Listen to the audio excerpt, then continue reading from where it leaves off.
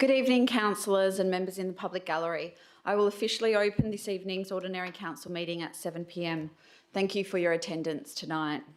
I'd like to remind everyone in the chambers to ensure that comments are respectful to the council and all meeting attendees, including city officers and those in our gallery.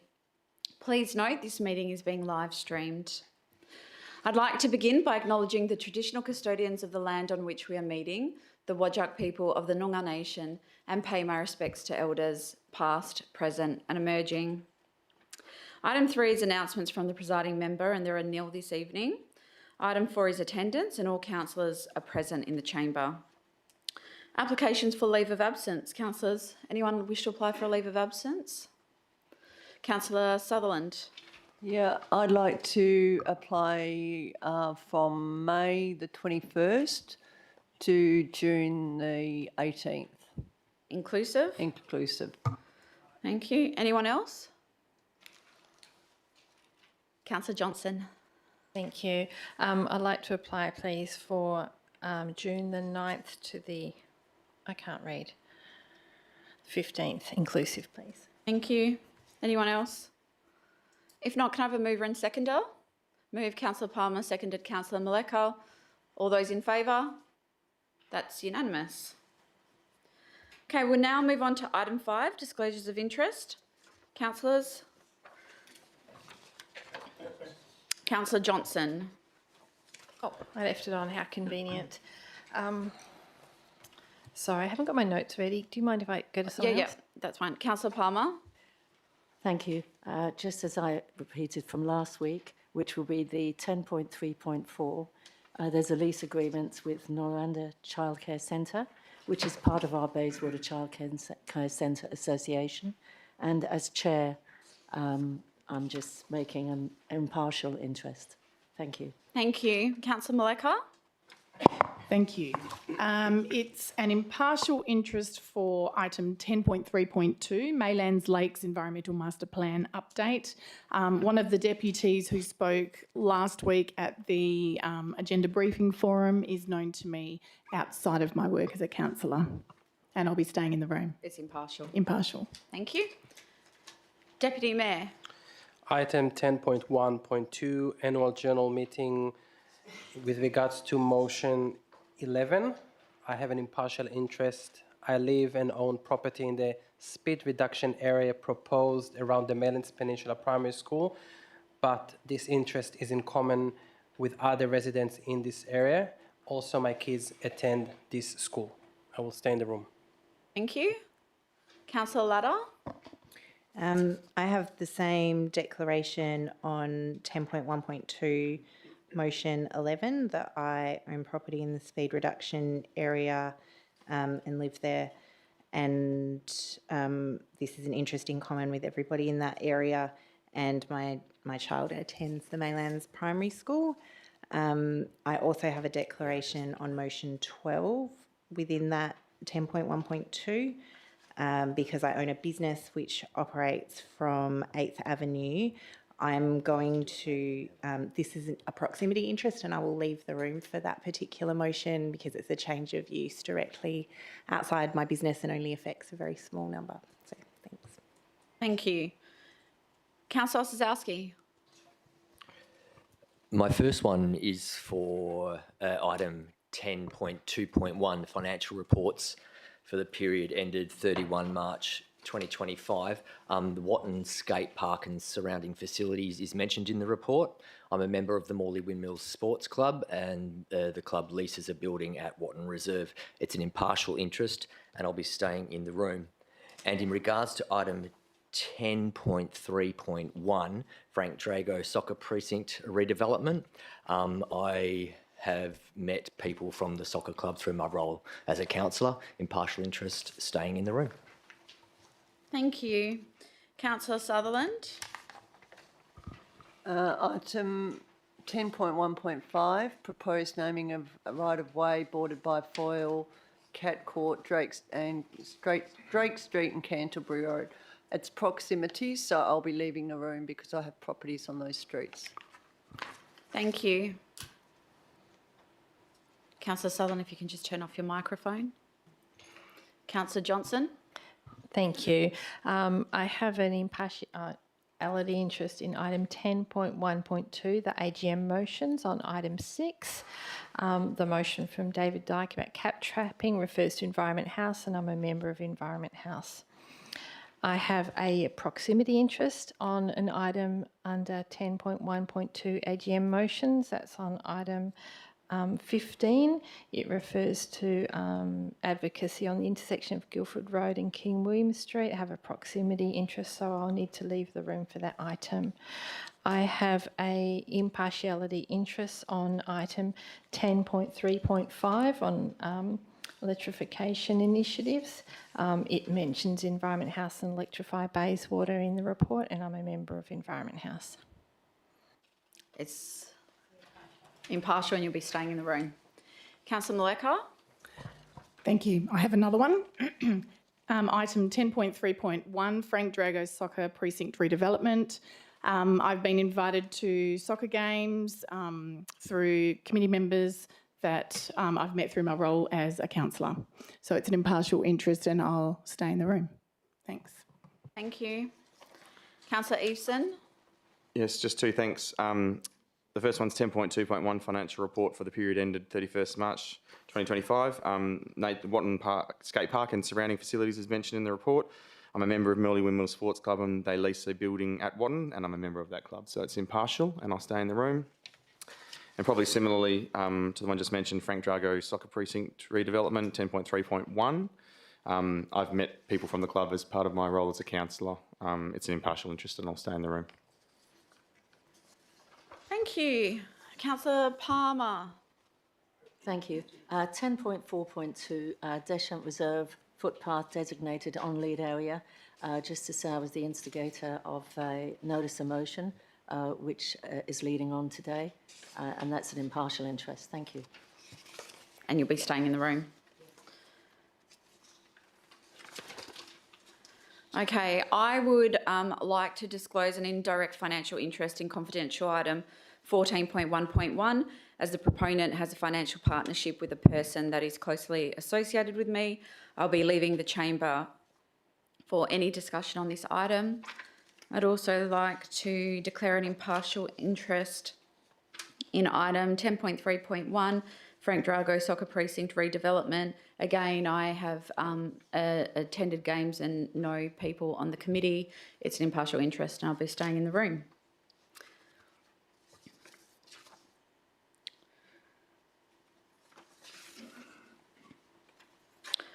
Okay, so we'll now move on to public question time.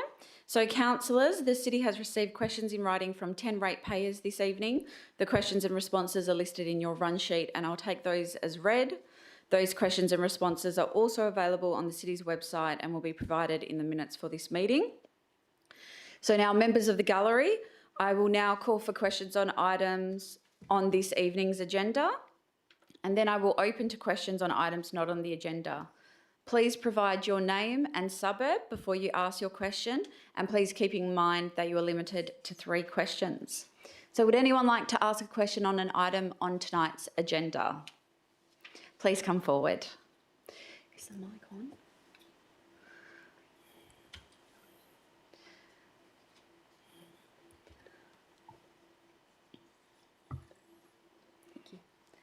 Kaya, everyone. I'd also like to acknowledge the traditional owners before I ask my questions. My questions relate Sorry, to... if you could just state your name and suburb first. Sure. Megan McAllister. I'm in Bayswater. My questions relate to agenda item 10.3.1, the proposed redevelopment of Frank Drago Reserve. I live near to Meltham Station and I use the reserve daily to walk my dog. It's the closest open public green space to my home. I did engage in the community consultation survey that was part of the stakeholder engagement. I did not attend the in-person information sessions as these were only held at the soccer club and on game days. And unfortunately, that environment's not welcoming to people such as me, who've unfortunately been verbally abused by coaching staff of the club when using the reserve to walk my dog. Miss McAllister, this is public question time. Would you mind asking the questions? Yeah, sure. And Yep, I'll get to that. Thank you. My question relates to how, in the spirit of transparency, can the council please explain how they agreed to proceed with the master plan on page 220 of your agenda pack that shows use of all of the available green open space turned into soccer pitches in phase 2 of the redevelopment, which is in direct contradiction to the responses of dog walkers and non-soccer club members to the survey, of which there was a significant number of respondents. Thank you for your question. Council will be considering that master plan this evening. Thank you. Page 236 of your agenda shows the risk assessment included in the feasibility study. The second stated risk is that some areas of the community are not supportive of the development, and it's given a risk rating of extreme. Mitigation plans are suggested to reduce the risk to high and include the preparation and implementation of a stakeholder engagement plan and community engagement processes. Being mindful of that extreme risk, I'm asking the council if it would be fiscally and politically prudent to commence transparent and honest stakeholder engagement processes before committing $5 million of the city's capital budget and before procuring consultants and schematic designs and engaging a quantity surveyor, because those two things may change after community engagement. Thank you for your question. Council have heard your comments and will consider that as part of their deliberations on the item this evening. Thank you. Thank you. Anyone else have a question on this? Please come forward.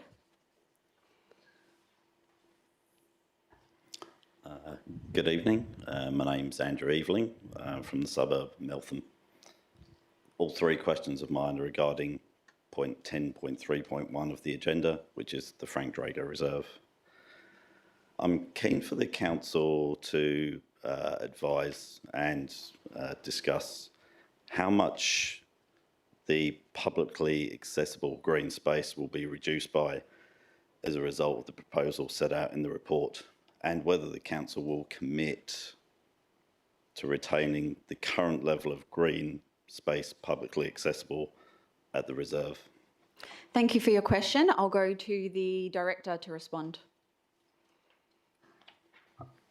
Through the chair, the plans show that that the area will be turned into 2 pitches, but that does not mean that it's not accessible to the public. It's still public open space, except for the times when the playing surface is booked for an actual match or for training. Am I allowed to respond? No. Okay. Then Do you have another question? I do. Yeah. My second question then is, can the council be transparent and clear around the surface of those pitches and the fencing that will currently be put up? The relation and the context of that question is that the design clearly shows a lot of fences, and the soccer club have a very, very avid tendency to lock people out as soon as they can on a game day, which is reasonable given that they use the space, but there is a behaviour there that is precedent to make the residents fearful of access. So fencing is a key issue that I would like the council to review and commit to. Thank you for your question. We will certainly be transparent with the community around it, and my understanding is that there will be no change in terms of accessibility of what it is like now. So when it's not in use by the club, the public has access to all of the green space, and the fencing is not closed and locked, and the fencing is open.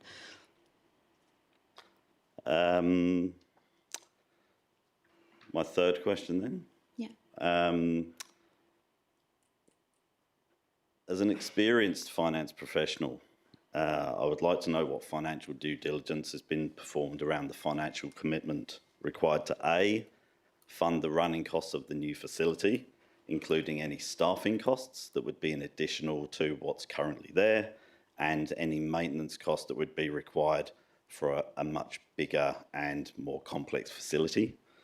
I would also like to understand the financial commitment required to cover the investment and the associated inflationary risk that comes with and comes in a context where global supply chain issues driven by tariffs, a similar situation as we had during COVID, could potentially add a 50% uplift to the cost. So instead of having to fund the potentially remaining 8 million, how would the council then seek to have contingency in place to fund 18 or 28 should it be burdened with a white elephant of a project? Thank you for your question. I'm actually going to go to the CEO to respond to that. Through you, Madam Mayor, the funding for the running costs and the operational modelling will be part of the next stages. So part of this master planning and concept plan has looked at some of the funding, but that will come out in the next stages. But the current facility there is at end of life. So the maintenance costs are actually significantly higher now for an end of life facility than what it would be on a new facility. The other component of your question was in relation to the funding. The investment. The investment. So the current 18.8 million has got contingencies built into it. And there's around about 4 million at the moment because we're only at concept design. So once we go into schematic, then we'll get the QS down to a more realistic costing in today's environment. And that's been built into that 18.8 million. And you'll see within the feasibility report as well that there's an escalation cost, I think from memory, of around about 7% built in to allow for inflation as well. Thank you for your questions. Anyone else have a question on an item on this evening's agenda? Please come forward. Georgina Kerr, Bedford. Sorry, I've obviously been talking too much today. My question relates to item 10.3.5, electrification initiatives in the City of Bayswater. So as contained in the very comprehensive report by city officers, the Australian Energy Market Operator is forecasting an increasing supply gap in the WA gas market from 2030. Is there modelling on what this is likely to do to gas prices? Thank you for your question. I'll go to the Director to respond. Through the Chair, I haven't seen the modelling myself. I'll probably have to take that on notice to provide an answer to that. Okay, thank you. My next question, given the current figures for each state presented in the table on page 381 and the fact that the Victorian Government has a plan to reduce residential gas connections, is it reasonable to say that by 2030, when we're going to experience this supply gap, WA may have the highest proportion of residential gas connections in the country with those associated health risks? Thank you for your question. I'm not sure if the Director will be able to answer that, but I'll refer to the Director. Through the Chair, I think Victoria and West Australia are amongst the highest in the nation. So if Victoria reduces and Western Australia doesn't, then Western Australia will be the highest. But yeah, in terms of what those projections will be like and where we sit in terms of the rest of the country, I can't really say at this point in time. Thank you. Finally, as also mentioned in the report, in WA, local governments obviously don't have the power to stop properties from connecting to gas. Is it therefore correct to say that the only levers available in the local government sphere are education, awareness and incentives, as suggested in this report? Thank you for your question. I'll go to the Director. Through the Chair, at this point in time, that's probably correct. They are probably the best levers to pull in terms of getting some action in that So space. just expanding on that, if this were not to be approved by Council tonight, how would the City of Bayswater be meeting their duty of care to the health of residents?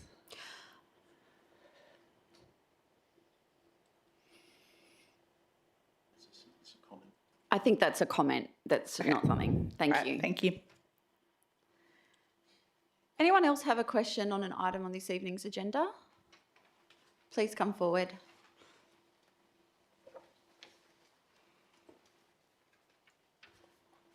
Harvey Tonkin, Naranda.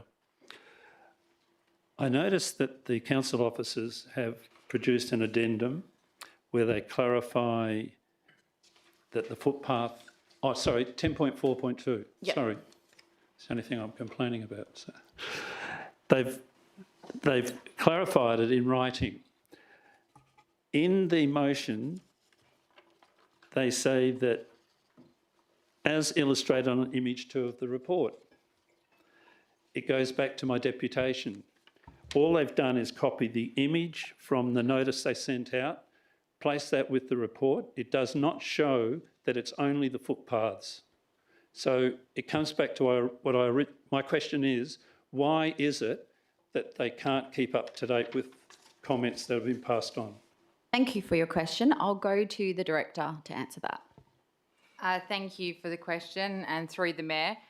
Certainly we've considered your deputation over the last week and reflected back on the documentation that was advertised.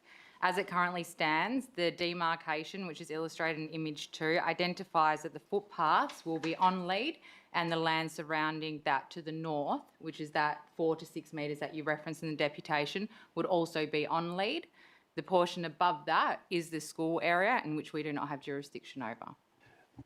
But the hashering, or the hatched area, should be on the northern side of that footpath. Because if you look at the first picture, first image 1, it shows the hatching. So the question is, why is image 2? Why isn't image 2 showing what image 1 has? On the left-hand side, they show the footpath running down next to the parking area. They put 2 lines. All they had to do was put 2 lines, 2 parallel lines on the top footpath. And I feel it was very deceptive to the public on the advertising. So I'm just going to go back to your question. Yep. And it's about why the hashing isn't on the northern side of the footpath. That's correct. Correct? Okay, I'll go to the Director to respond. Thank you. Through enforcement of the on-lead area and the off-lead area, the clearest point of demarcation is the footpath. So that's what has been advertised. The footpath is the demarcation point. Anything inside of that, excluding the 2 areas, which have always remained as on-lead, will be off-lead. Anything beyond the footpath to the north will be on-lead. And that is what has been advertised, and that's what the plan reflects, and that's what's proposed through the motion. But it's not showing it on the plan, because the motion refers to image 2, and image 2 on the addendum doesn't show that. What I'm saying is it's incorrect. So I correct me if I'm wrong, Director, but my understanding is the hashing, as in you're referring to the lines, Yep. is only where it is off lead proposed. That's correct. Yeah, so it's not proposed to be off lead north of the footpath, so that's why it's not there. Well, if you look at image 1, Yes. have a look at image 1. I see that image 1 is there. That's the current boundary map. That's right. And the council boundary is the top red line, which is 5 or 6 metres north of the footpath. But that's All not I'm saying is... Sorry, I just Go want on. to clarify Yeah, it yeah. for you. That's not what's being proposed this evening. So we understand where the council line is. We understand that it's 5 to 6 metres to the north. To the north of the footpath, but that's proposed to be on lead. So anything from the footpath north is on lead, and anything with the hashing is off lead. Well, then that disagrees with the 3rd paragraph, where it only relates to the footpath. I'm only talking about clarification. We'll take that. Do you have another question? Okay. Worst case scenario, because when I came, this is a little bit of a lead up. When I came for my deputation, I felt a lot of people didn't know what I was talking about, which is unfortunate. But I'd like to find out, it refers to walking your dog along a footpath. My question is, if it so happens that I cross that footpath, my dog crossed, can a ranger stand there and book me? So, Mr. Tonkin, If this happens. if a dog is off lead in an on lead area, then my understanding is there could be compliance action taken. Well, that's what I thought, but I thought I'd check because the addendum talks about walking your dog along a footpath, that's all. Just wanted to clarify. Okay, thank Thank you. you. No one clarified it, but I tried. Would anyone else like to ask a question on an item on this evening's agenda, please? Yes, my name's John Sabako, Bayswater. I believe it's item 10.3.1, the proposed redevelopment of the Frank Drago Reserve. Okay.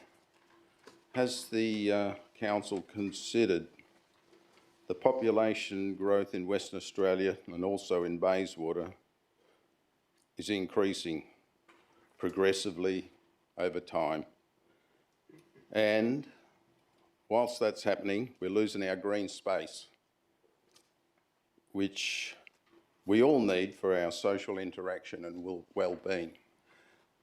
With these changes to the reserve, has the council considered those issues of social interaction and well-being as we lose more and more public space? And I can give examples, you know, like around the railway station. I mean, there was a lot of space, and that as they build it, they disappear. So it's diminishing over a period of time, and it's progressive. A piece here and a piece there, and now it appears that with these synthetic grounds and additional car parks, it's making a bad situation worse. Thank you for your question. That has been considered. Well, I find it very hard to believe when you look at the plan. Do you have a second question? I mean, it's just your word. You're asking a question and I'm answering that it's part of our considerations. All right.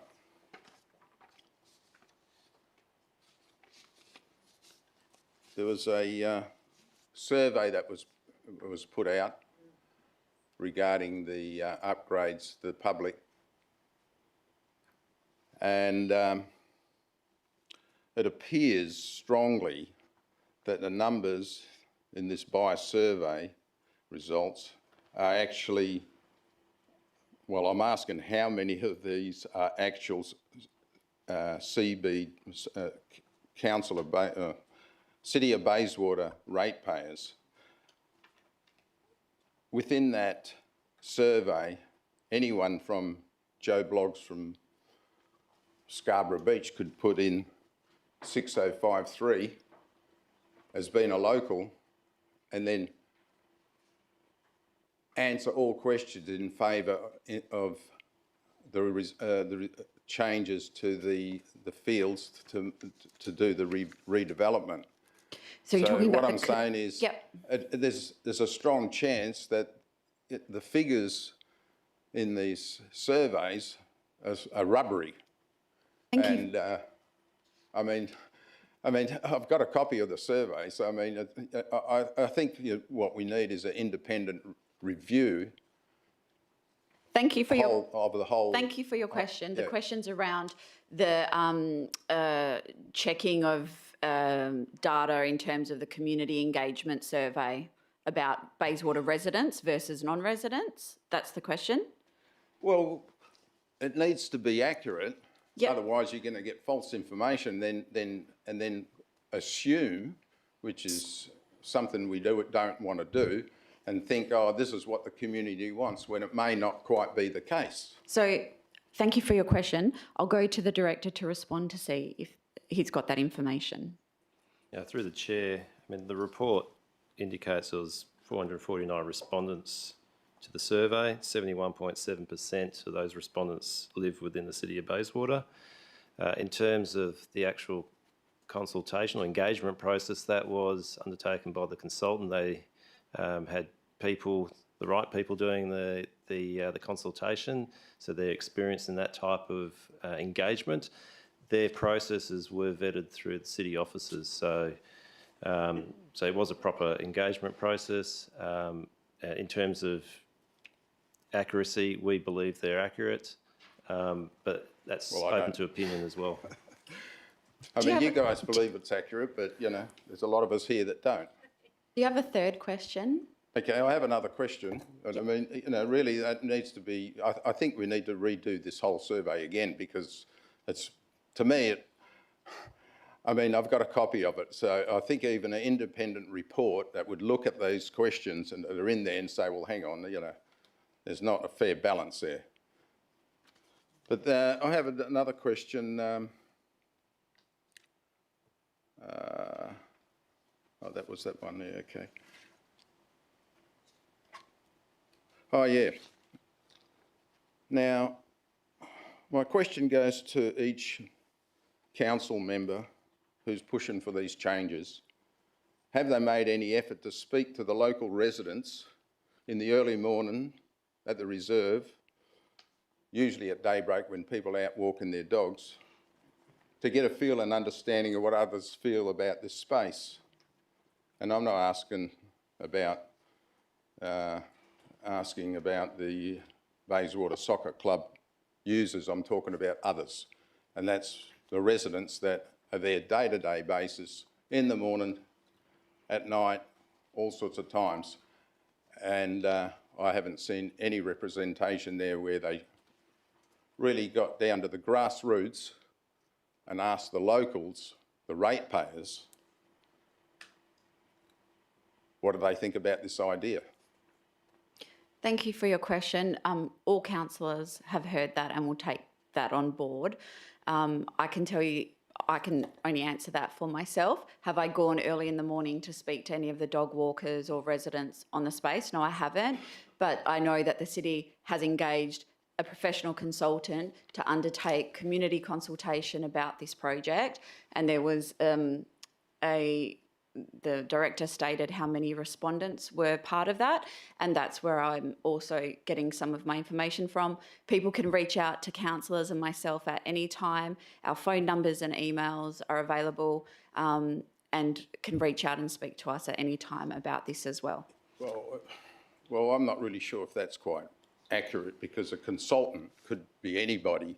It could be in favour of, and you know, again, you're getting things secondhand. You've got to be down to the grassroots and asking one-to-one on what the story is. So I have, and that way, otherwise you're playing Chinese whispers. Thank you for your comments. We'll take that on board. Okay, thank you. Thank you.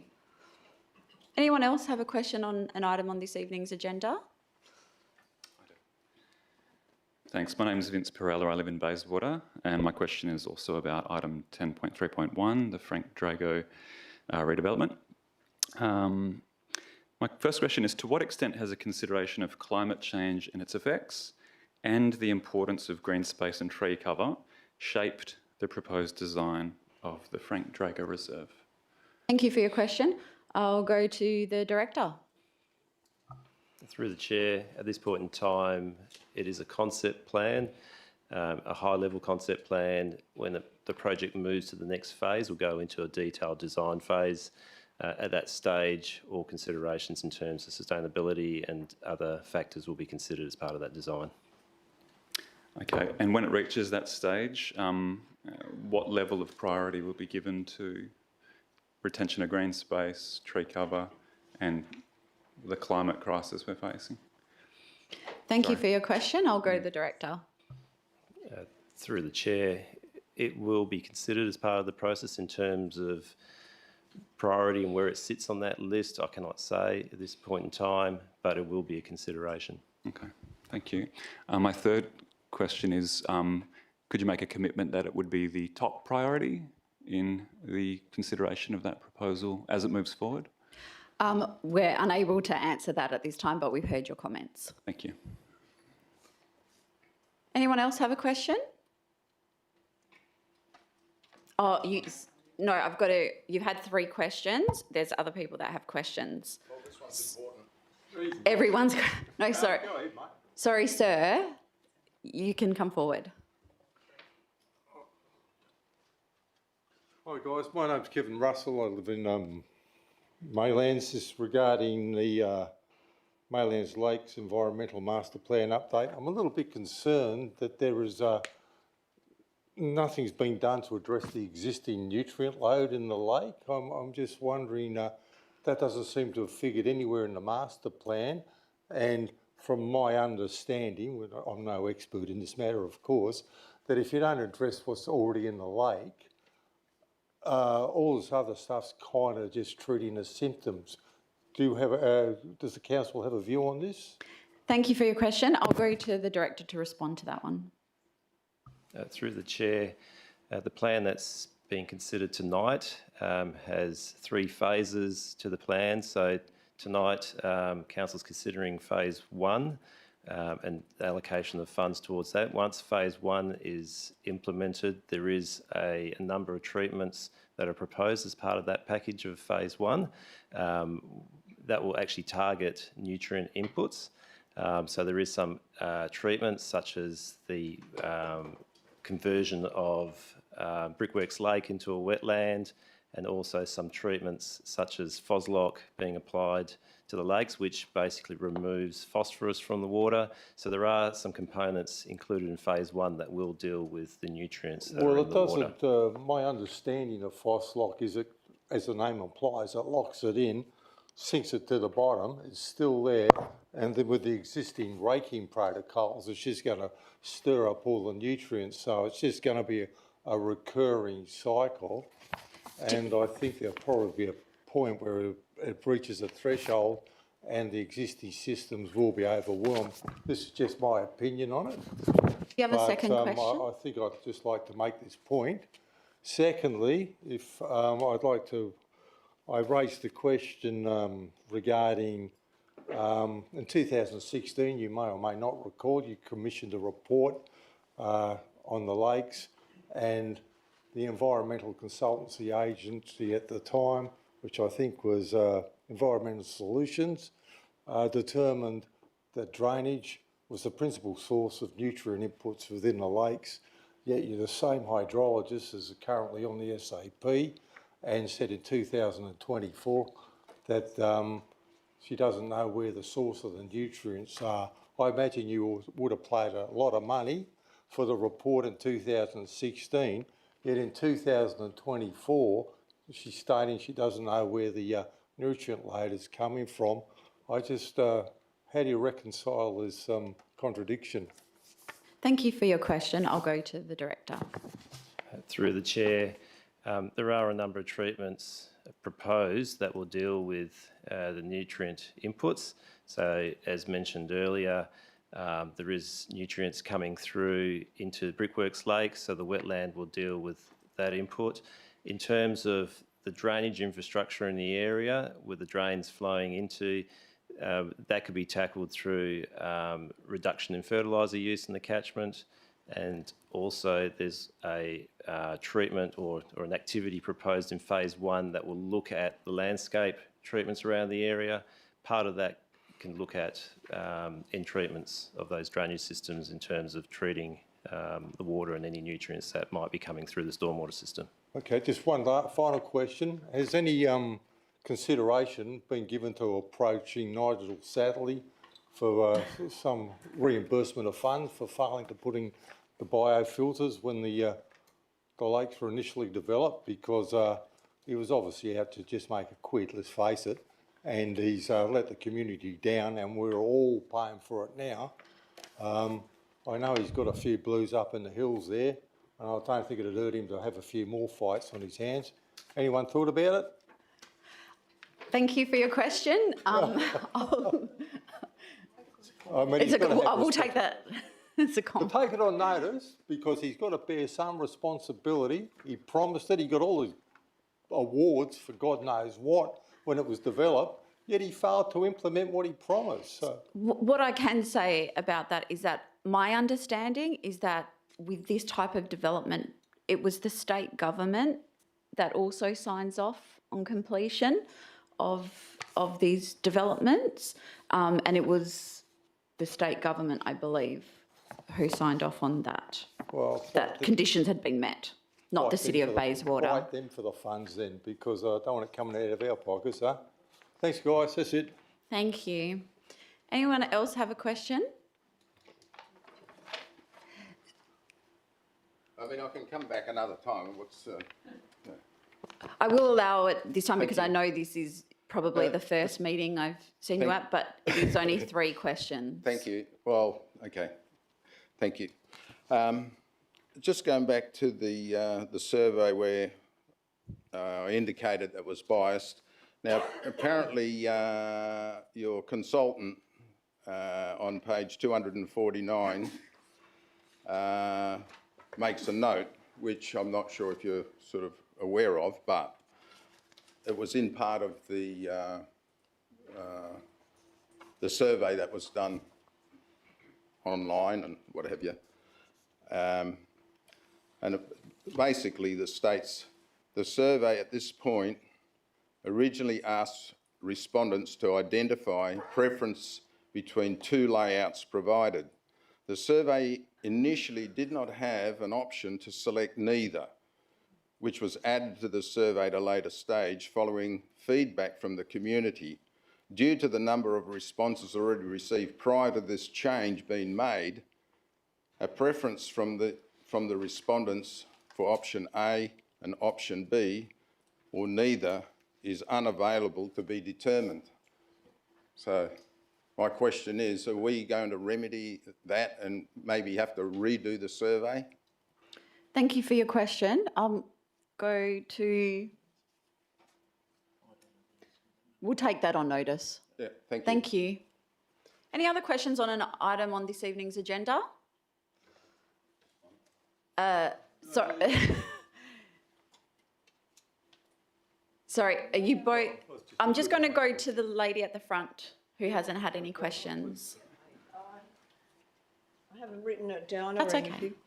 But If you could just state your name and Trish Burgoyne. suburb. When Bayswater Council bought or was given this area, because it used to be City of Stirling. The Lakes area? The Lakes area, or all of Maylands, I think. But anyway, at that time, City of Stirling was supposed to pay 11 point something million dollars to the City of Bayswater for the lakes, and I'm not sure what else, but it never happened. And I don't know if attempts were made to get them to pay or... And yes, and if the state government signed off on that, on Satterley's development, then they must have to be responsible for rectifying. So is that your question about whether funds Yeah. were received from the City of Bayswater in the transfer of Maylands from Stirling to Bayswater? Yeah, Is that the question? there's that, and also why isn't the state government taking responsibility if they're the ones who signed off on it? Thank you for your questions. I will go to the CEO. Through you, Madam Mayor, we'll have to take on notice the $11 million from City of Stirling to City of Bayswater, and we'll look into that. But with regards to negotiations with the state government, we continue to have discussions with the state government and the relevant departments, and that's an ongoing discussion that we're having with them, and we're hopeful for a positive outcome, but we continue that advocacy with them, so we hear what you're saying. Are there any questions from people who haven't asked questions yet? Come forward. Hello, I'm concerned about the electrification proposal. So just your name and suburb, please. Kevin Mack, I live in Bayswater. So there we go. About the electrification, I'm just asking what other suburbs were involved in the electrification process around the place? Can you tell me that? Were involved in supporting community electrification, and are they part of this whole electrification thing that we're talking about? Thank you for your questions. Yep. I'll have to go to the director. Can I seek a clarification? Sorry, Mr. Mack, if you could just clarify, I think the director's seeking some clarification about the questions. Yeah, I'm just wondering whether the council itself is working with other councils in relation to electrification, and whether that's part of this whole package. Really, that's what I'm asking. Yep. I'll go to the director to respond. Through the chair, there are other councils. There are several other councils that are perhaps more active than us and probably have more capacity to be active, but we are also liaising with them and trying to work with those councils to be part of the work that they're doing. So it isn't just us on our own or the other councils on their own. We are working together to progress this further. Yeah. Thank you. Anyone else who hasn't asked a question have a question? You have another question? You can have another question. You've only asked two. You're saying that you're going to reduce the fertiliser load, but what about people's gardens, that private property, people pouring fertiliser and Roundup and all that onto their lawns and everything? How are you going to control that or reduce that? Thank you for your question. I'll go to the director. Through the chair, the city can control what we put on our public open spaces that we manage. But in terms of our community, what we will do is work with them in terms of education and other information to understand how it impacts on the water quality at the lakes and what the community can do to improve on that. So it's mostly education, information out to the community, and there are different types of fertilisers and products that can be used that don't have that impact on the water quality. Okay, I'll now go. Are there any questions on items not on this evening's agenda? Sorry. Please come forward. Oh, you've already had 3 questions. Only had two. Two, really. Okay, please come forward. Only had 2.5. Is the council going to continue using glyphosate to control, I guess, is it mozzies and weeds? Weeds, yeah. Thank you for your question. That's not good, surely. I'll go to the director to respond. Through the chair, we are limiting the use of glyphosate in the area. There are different types of product when it comes to glyphosate. There are certain products that are more suitable in that type of environment. So we do have staff that look at all that and make sure that it's used appropriately and there's no overuse and only gets used when it really needs to be used. Okay. I will now close public question time. So we move on to item 7, which is confirmation of minutes. Do I have a mover and seconder for the ordinary council meeting minutes of the 25th of March 2025? Moved Councillor Osazowski, seconded Councillor Maleka. All those in favour? That's unanimous. Okay, item 8 is presentations. Do any councillors have a petition to table? No? Oh, Councillor Ladder. Yes, I do. I have a petition regarding a development approval at 24 Sopwith Elbow Maylands, and there's 49 signatures on it. Would you like to read it out? What the petition is? It says we request council does not approve DA 25-0037 at 24 Sopwith Elbow Maylands for reasons outlined in attached addendum, and it's quite a comprehensive addendum, so I won't read that all out. All right, thank you. So you'd like to move the petition, acceptance of the petition? Yep. Seconded, Deputy Mayor. All those in favour? That is unanimous. Thank you. I'll take that. Any other petitions? No, and there are no presentations this evening, and deputations were heard at last week's agenda briefing forum, and there are no delegates' reports. So we'll move on to item 9, which is method of dealing with agenda business. I'll be pulling item 10.1.2, the annual general meeting, 12th of March, response to motions, because there are a number of things how we have to manage that one. But other than that, I'll now go to Councillor Eveson, who is pulling first. Yeah, so I have some motions inside that one I was going to hopefully pull, or I was going to pull that item. And I've provided the alternatives to the city. Yeah. The pull motions are 6, 11 and 17, please. Okay, yep. I'd also like to pull 10.3.1, that's the Frank Drago Circular Precinct redevelopment. Just one sec. Yep. 10.3.5, electrification initiatives in the City of Bayswater. 10. 10.3.5 Yep. and 10.4.3, which is the review of mobile food vendor guidelines.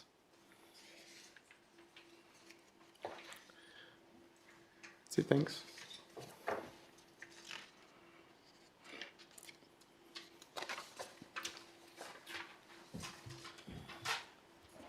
Thank you. Councillor Palmer?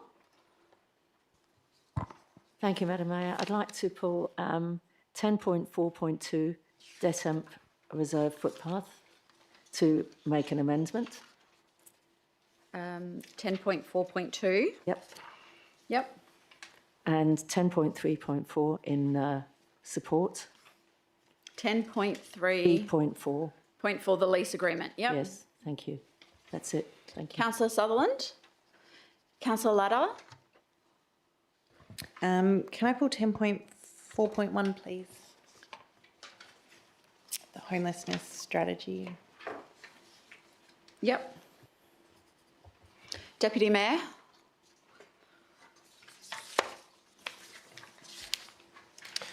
In 10.1.2, motion 15. Yep. 10.3.2, Maylands Lakes. Yep. And that's it. Thank you. Councillor Johnson? Sorry, can I also just pull one of the motions in the AGM Yeah, which one? item? Number 13. 13.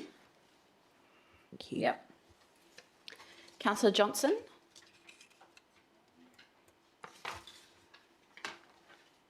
So I think they've all been pulled. I'm just double checking, sorry. In the AGM motions 10.1.2, could I pull item 5, please? Number 5. Thank you. Motion 5, yeah. Yeah, and sorry, has 11 been pulled? Yes, it has. Thank you very much. Okay. Councillor Maleka? Councillor Sazowski? Okay, so that's everything. All right, so we'll now move on to consideration of the reports in section 10. Can I please have a mover and seconder to bring forward items 10.1.2, 10.3.1, 10.3.2 and 10.4.2, which were subject to deputations? Move Councillor Latta, seconded Councillor Maleka. All those in favour? That's unanimous.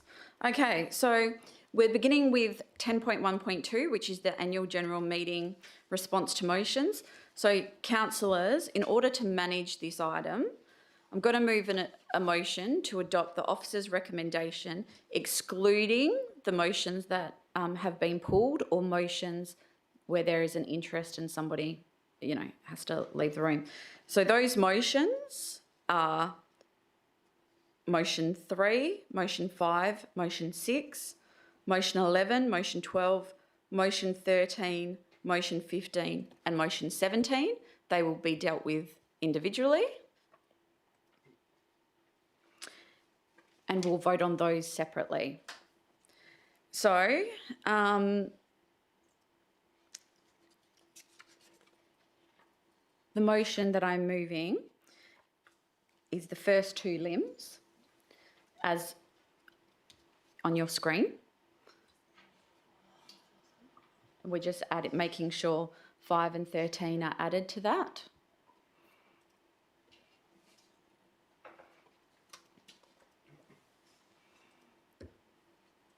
We're just adding 5 and 13.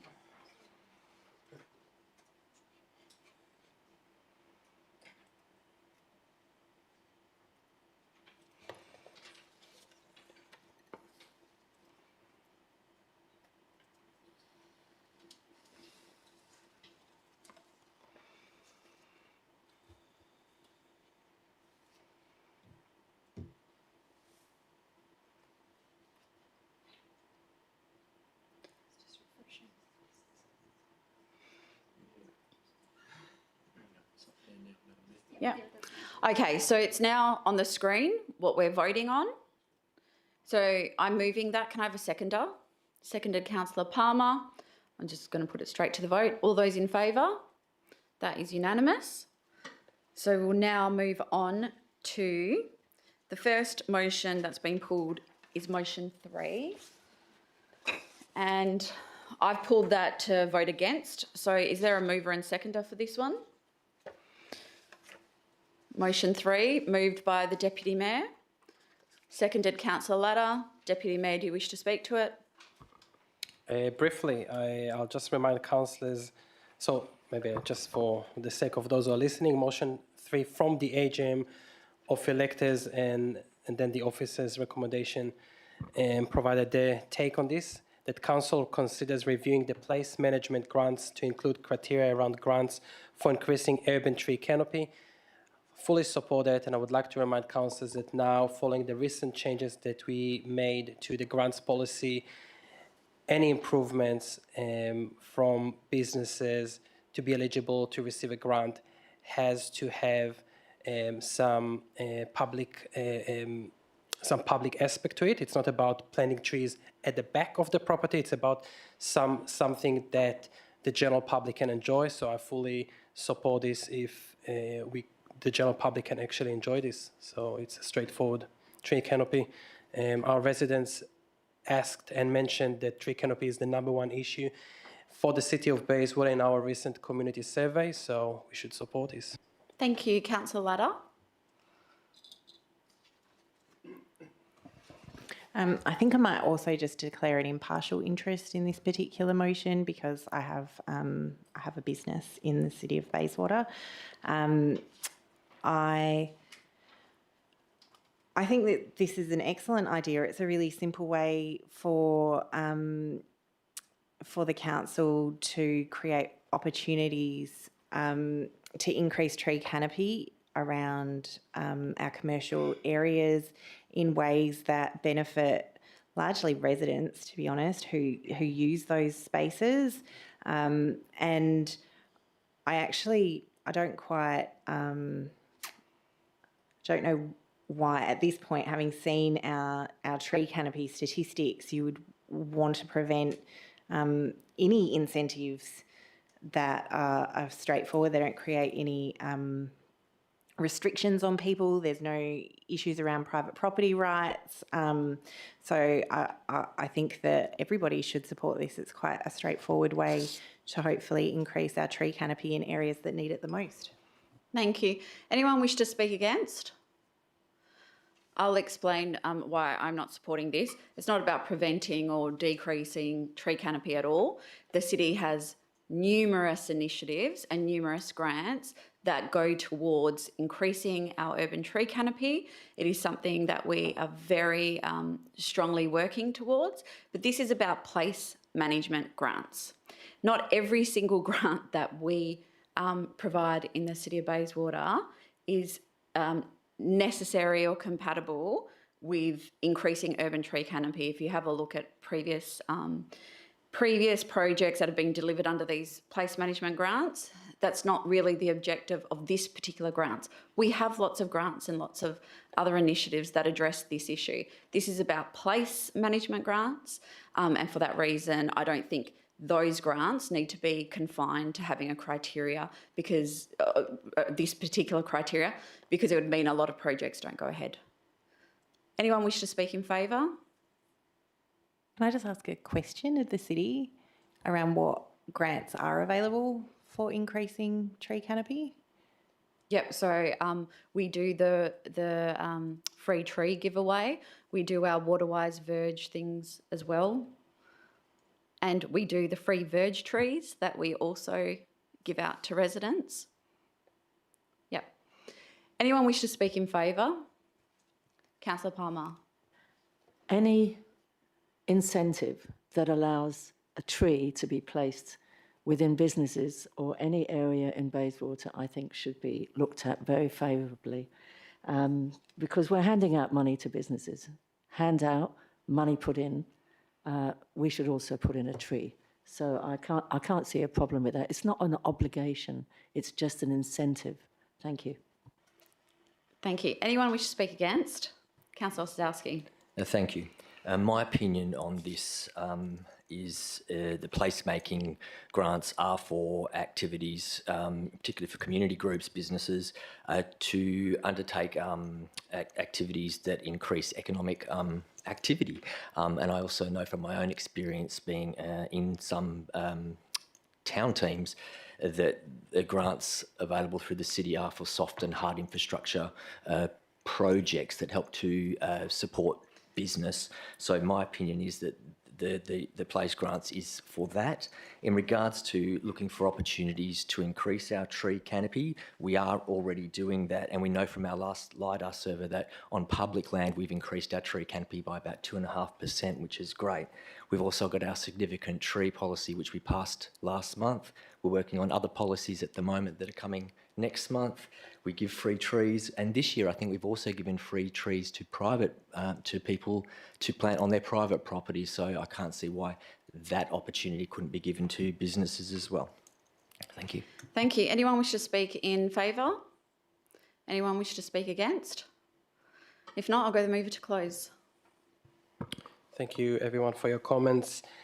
Firstly, I'd like to highlight that in response to the comments that I heard, that this motion came from the AGM of electors.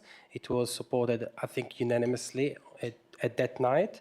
So it's coming from our community telling us that they want to see more trees as part of the placemaking efforts that we are doing.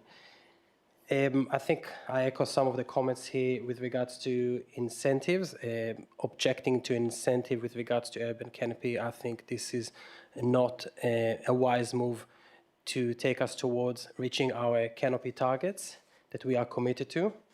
This is an additional criteria. It's not instead of other criteria. If there will be great project proposed by businesses that include tree planting, this says that this can be considered as part of the metrics. This is what we are talking about. Trees, shade in a town centre, this is definitely placemaking in my view.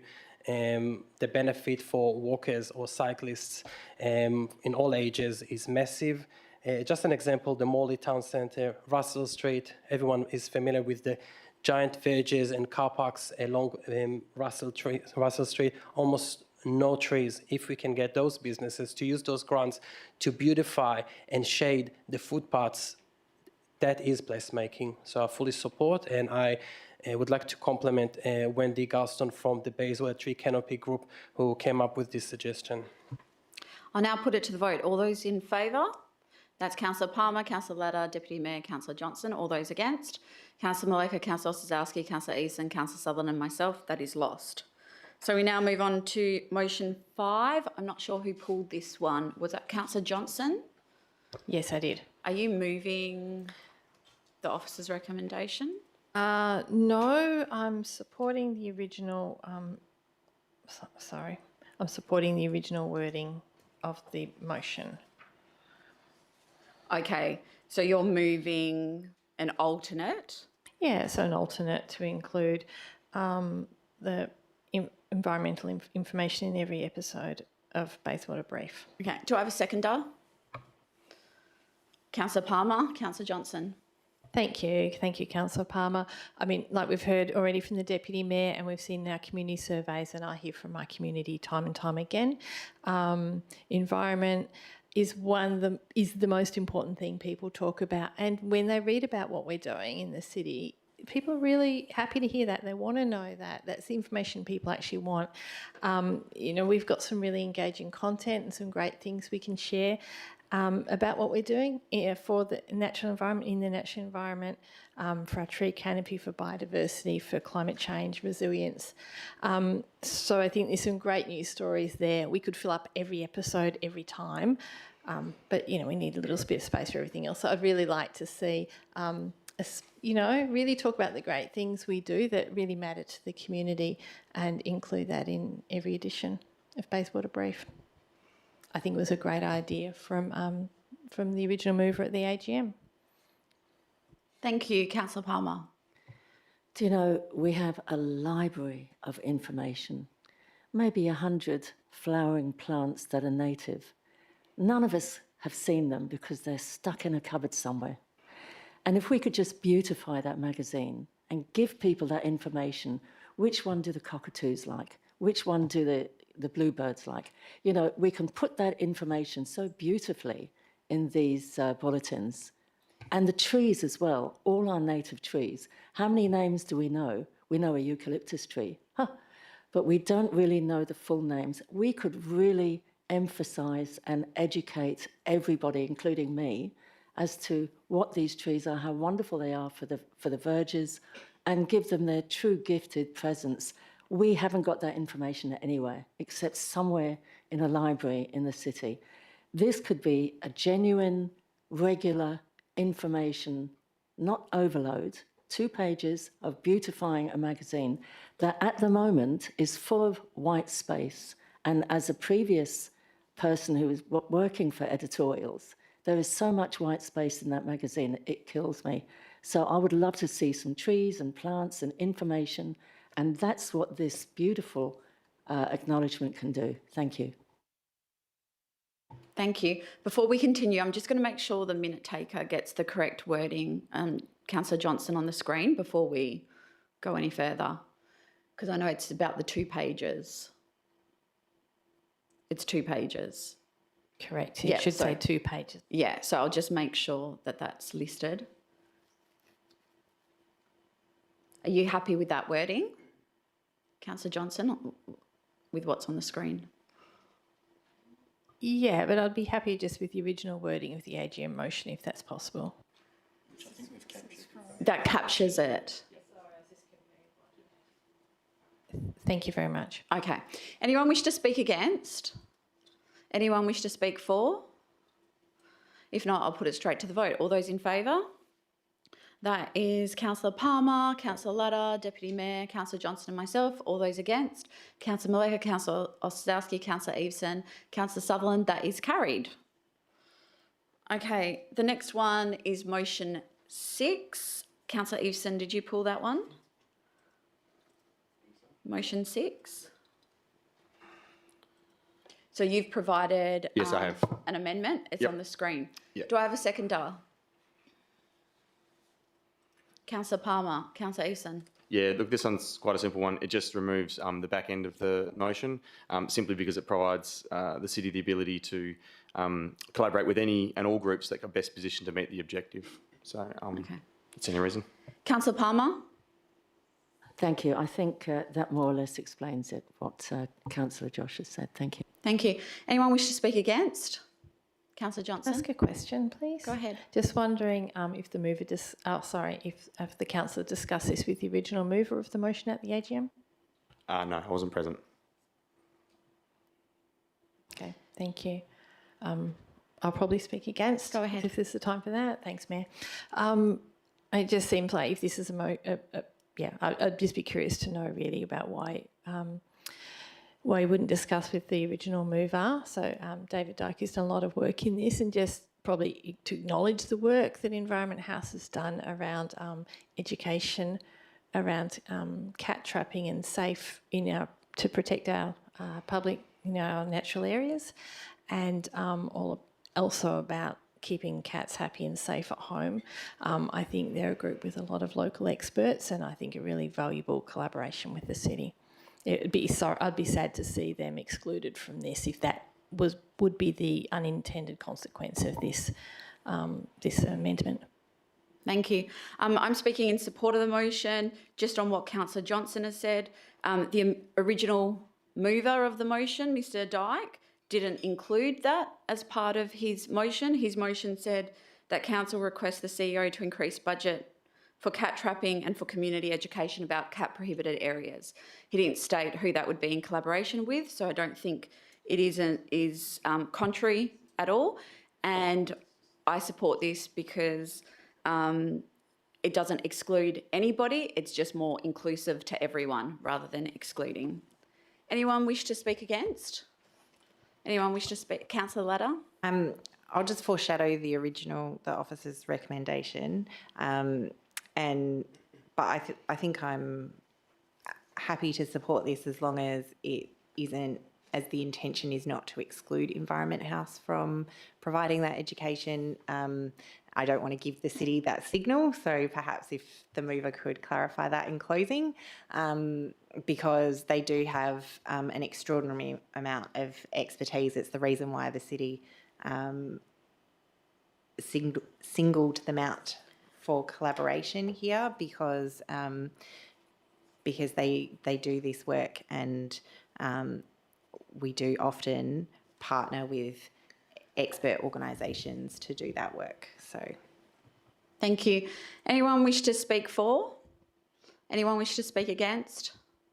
If not, I'll go for mover to close. Yeah, thank you. And look, I'll address that definitely. So the intention of this one is just to I'm just uncomfortable with committing the city to a nominated party without any other process for $50,000 worth of spend or an allocation of budget. By the sounds of it, they've done lots of work, so they'd rank very highly if it was to go out through any sort of process for tender. And that was the intent, was just to make sure we get the right people to do the right job. And it sounds like if Environment House are that party, fantastic news. If it's somebody else, fantastic news. I think the objective is the outcome. So that's the intent of this alternative. Thank you. I'll put it to the vote. All those in favour? That is unanimous. Thanks. We now move on to motion 11. Councillor Eason pulled this. That one's mine as well. Sorry, just going through notes. Different this time. Cool. Just bring it on the screen. Oh, yep. Okay, so that all occurs. So, so this alternative, after last week's discussion in the ABF, I definitely raised some questions and I guess internal discussion for me around data and what it's doing, and database and evidence-based decision making. So in light of that, this motion requests that the LCERS traffic data is provided back to council, and before for any requests related to speed, because I do agree that people drive to conditions, and City of Bayswater has some very different conditions to some other areas that have already dropped speeds, and so I definitely want to see the evidence that we're going to be not making unsafe streets for our people before we make any further decisions. That's the basis for this change. Thank you. Seconder. Sorry. Sorry, you jumped in. I did a Sorry, little bit. seconded? Councillor Osazowski. Okay, Councillor Osazowski. Nothing to add. Okay, anyone wish to speak against? Deputy Mayor. Sorry, not against. I would like to move an amendment, please. And the amendment is? It's in the run sheet. What's the amendment? So it's 3 in the run sheet. Requests the city to commence community engagement by early 2026 on a speed limit reduction to 40 km per hour on local roads within the proposed zone surrounding the Maylands Peninsula Primary School, as indicated in the map below, and provide a report back to council via any applicable committee about the consultation outcome and proposed options. Deputy Mayor, Yes. I don't see that as an amendment. I see this as an alternate motion. It negates limb 2 of the mover's motion. The mover's motion is, limb 2 says, before making any changes or anything to speed limits, they want to get the traffic data, and your amendment is talking about commencing engagement on a speed limit reduction. So I would take that as a foreshadowed motion, Sorry. not as an amendment. My motion does not refer to main roads at all. No, but it refers to a speed limit reduction. I don't have on the screen. It just changed for a second. So can we? Is it the one can we that you s- provided to the city? Yes. Sorry, but I'm just trying to find both of them at the same time. So I do not object to, as such, to have a limb 2 proposed by Councillor Eveson with my limb. They definitely live together, because I'm not suggesting to go to main roads. Limb 2, as was explained by the mover, is that we should not go to main roads before we actually look at the traffic data. While we're doing the traffic data, we can still commence some consultation in one area. So it doesn't. But that's about a speed limit reduction. The consultation It is does not about a say. speed limit reduction. But it's sorry, Madam Mayor, but it does not say not to commence community consultation. It only refers to main roads, and I did not in my limb talking about main roads, so it does not negate at all. We can still 2 and 3 can live together. Two different I'm things. just going to seek further. Please.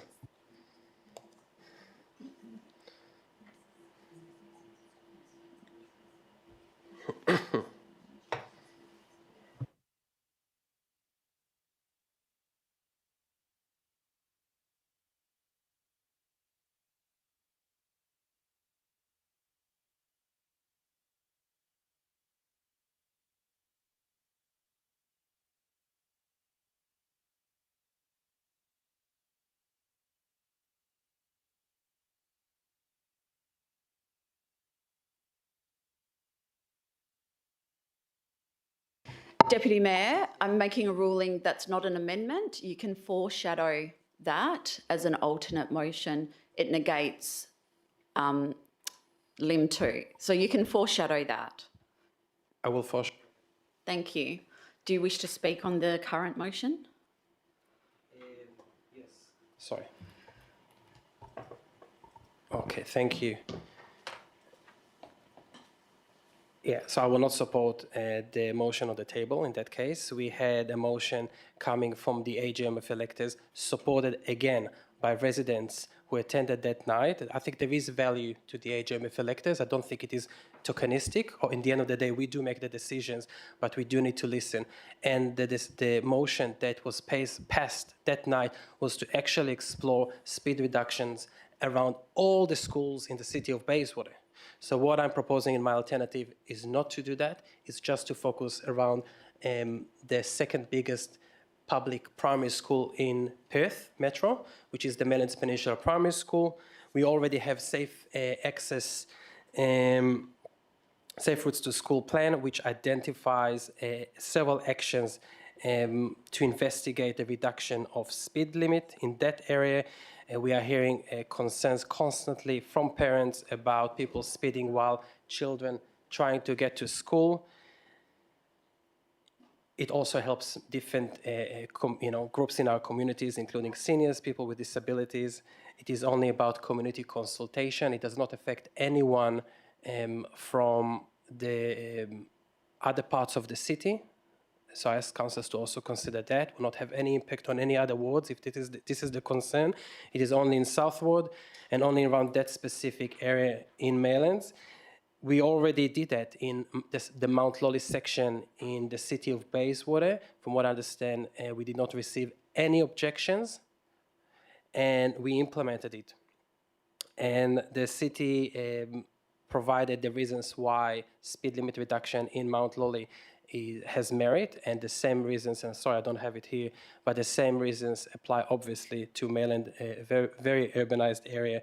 So I would like councillors to please consider going to the alternatives so we can provide that option and we can actually test if people in that area want that. And if they do not want that, will come back to us. We can decide not to go ahead with it. But I think it is a good opportunity following the AGM of electors to test what people in that area who asked for that, what they say before we close this issue for now. So this is an opportunity, councillors. Thank you. Thank you. Councillor Palmer. Thank you, Madam Mayor. Just an impartial interest because of my board membership to 2 schools and just making that awareness because of the schools. Thank you. And you'll be staying in the room? Yes, impartial. Okay. Councillor Ladder. Thank you. I just want to remind councillors that we got quite a few deputations, I think maybe 4 or 5 deputations from parents at the Maylands Peninsula Primary School requesting that that we do actually take some action around reducing the speed limit around the school, combined with the motion which came from a local who lives in that particular area. I just think that if we don't take those requests of council seriously, then then I think it doesn't really take the AGM process seriously. There's we're not saying implement it, we're saying let's just explore it a little bit further. And so I don't want to support this as it is, but I would be willing to support this in conjunction with the Deputy Mayors. Thank you. Anyone else wish to speak in favour? Anyone wish to speak against? Councillor Palmer. Thank you. Not necessarily against, but I do agree that I don't like being the quote, before making any requests for changes to speed limits. I think that sort of stops us in our tracks and is too limiting in itself. So I can't support 2. Thank you. Thank you. Anyone wish to speak for? Anyone wish to speak against? I'll go the mover to close. I can't ask a question, but I probably would have asked a question around when data might be available. But look, as I mentioned in the intent, is just to understand what what's happening on those roads. We'll have the data available very soon, if not already for some. So it's merely to make sure that we're making data and evidence-based decision making, because we are in an area where people can be injured if we make a wrong call, I do feel. Just because someone drops a speed limit doesn't mean that cars will automatically just drop to 40. And that's why we need to engineer outcomes to make sure that the roads are slower so people are slower. So that's the intent behind this motion. Understand there's merit with other areas. It's just purely to reinforce that data is what I would be very comfortable with before proceeding with anything further. That's the reason for it. I want to make sure people are safe. I don't want to have someone getting injured because I've made a decision before I had the evidence. And that's the reason for it. Thank you. I'll put it to the vote. All those in favour? That's Councillor Maleka, Councillor Ossowski, Councillor Eveson, Councillor Sutherland and myself. All those against? Councillor Palmer, Councillor Latta, Deputy Mayor and Councillor Johnson. That is carried. So the next one is number 12. This is because there's a proximity interest. Councillor Latta leaving the room.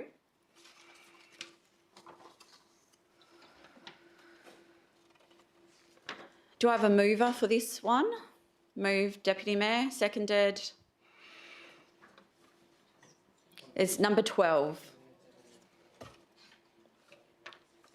Do I have a seconder?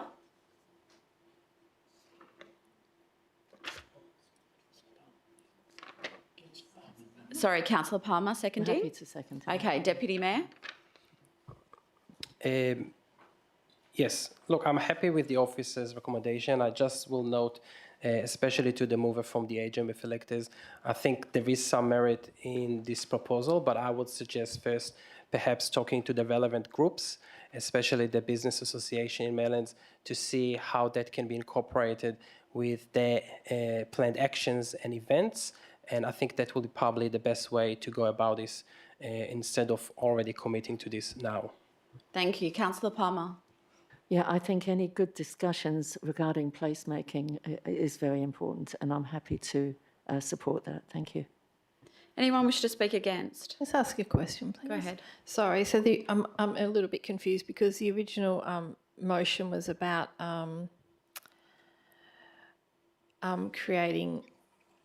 initiating an open streets program which has temporary closure of the streets for placemaking events. Is that sufficiently captured in the officer's? I'm just wondering how that's sufficiently captured in the officer's recommendation to work with community groups. I'll go to the CEO. I think through you, Madam Mayor, that Council continues to work with community groups to facilitate that. So that's the intention, is that we will continue to work with them for placemaking activations that could also encompass the Open Street program. So continuing to work with them. Okay, so perhaps I can ask the mover also to explain if that's the intent to include that, because I think it's an important distinction. It's kind of fun to close off the roads, and I remember riding through the Northbridge Tunnel when it was first opened. There's a lot of fun to have a road closed off to cars and to do some fun things and some fun activations on it. So I think it was a really fun idea, the original motion, so hopefully that's captured in what's on the table. Anyone wish to speak for? Anyone wish to speak against? If not, I'll go the move to close. Thank you. So in response to Councillor Johnson's question, yes, that was my intention, and the city is in touch, the placemaking team, with the relevant town teams, and we have creative Maylands in Maylands, and I would expect the city and the mover and all those supporting this interesting idea to actually collaborate with those community groups and see how we can have a future event that incorporates that. That's it. Thank you. I'll put it to the vote. All those in favour?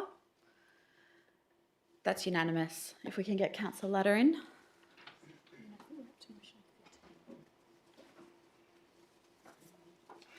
Councillor Latta, for your information, the officer's recommendation was adopted unanimously. We're now up to motion 13. I don't know who. Councillor Latta, you pulled motion 13. Yeah, I'm happy to move it as is. I just wanted to speak to it. Okay, do I have a seconder? Deputy Mayor, Councillor Latta.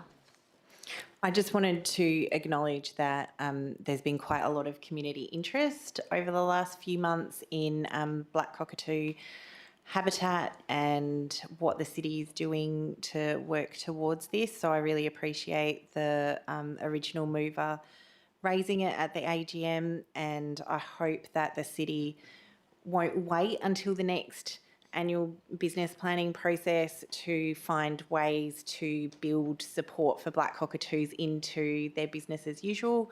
And yeah, I just wanted to flag that. Thank you. Thanks. Deputy Mayor? Anyone wish to speak against?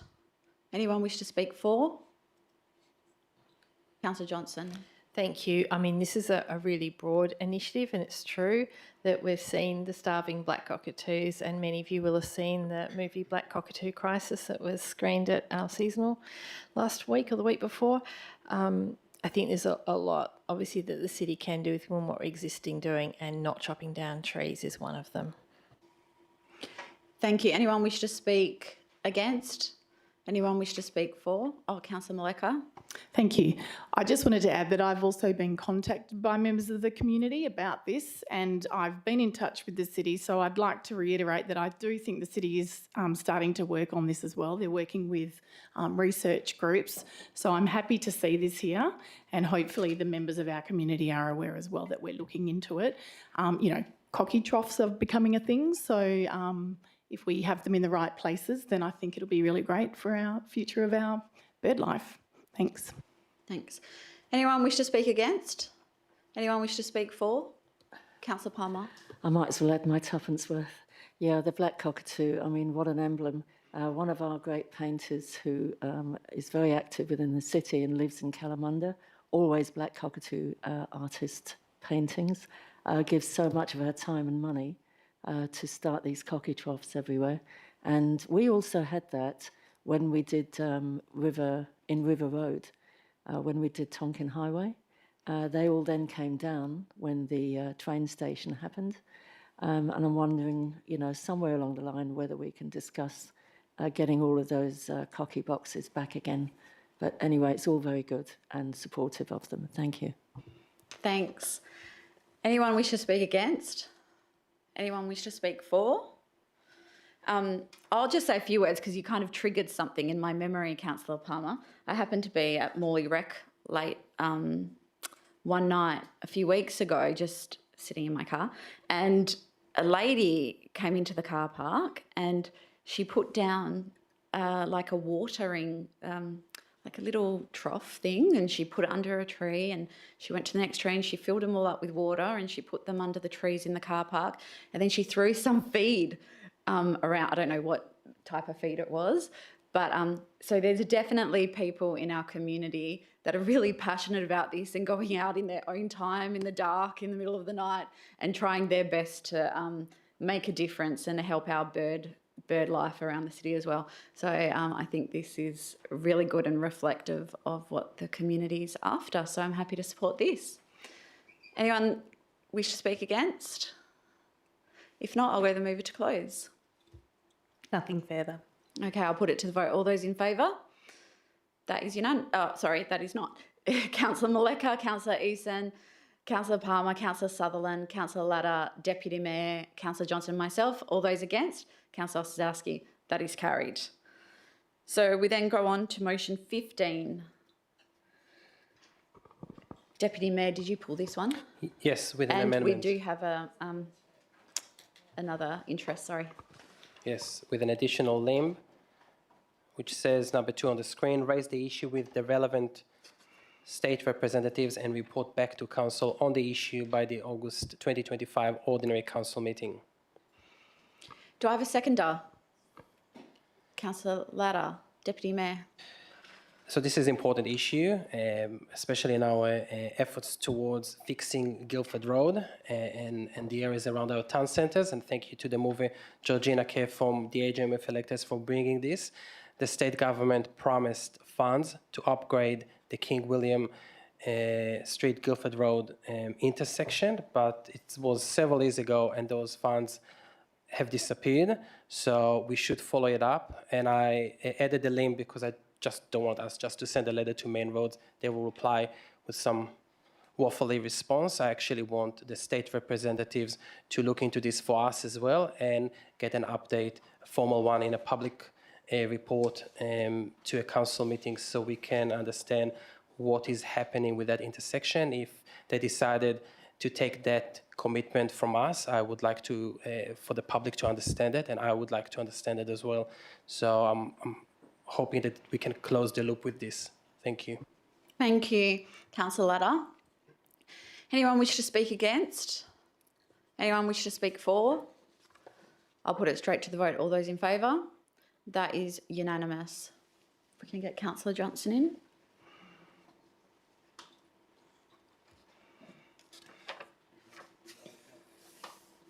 Councillor Johnson, for your information, the Deputy Mayor moved the officer's recommendation with an additional limb, and that was carried unanimously.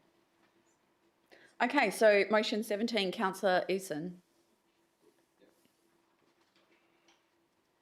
It's just a long item. Okay, so 17, alternative. Yes, cool. So just a slight change which reflects the feedback that was in the report. Oh, sorry, I need a second. Do you want me to read it through? Sorry. No, yeah, you're no. throwing me a bit I'll ask today. for a seconder. Is there a seconder? Councillor Palmer, Councillor Eveson. Thank you. Yep, I'll get into it now. Sorry, and it will be short. I'm just moving this motion, just a slight adjustment to reflect the substantial work that's already been done by the city. They've already there's a draft master plan that's already out, and it's currently progressing following 2 rounds of community engagement through late 2024. There's a lot of work that goes into master planning, and this specific project is well progressed and importantly has been developed with multiple rounds of community consultation. It's important that this work is acknowledged and we continue to move forward, which is why I'm just making that adjustment to it. That's it, thanks. Thank you, Councillor Palmer. I think Councillor Josh has said everything, but I do agree. This is one of our main master plans, a most important riverside area next to Eric Singleton Bird Sanctuary. And I have a book, and I must bring that to council, that Eric Singleton wrote about that. So, yeah, I'm very much in support. Thank you. Thank you. Anyone wish to speak against? Councillor I Johnson? just have a question. It says in the report, in the response to the motion, that the final recommended outcome report is due in April/May 2025. It's kind of now. Can I get an update on when that's going to be coming to council, please? I'll go to the Director.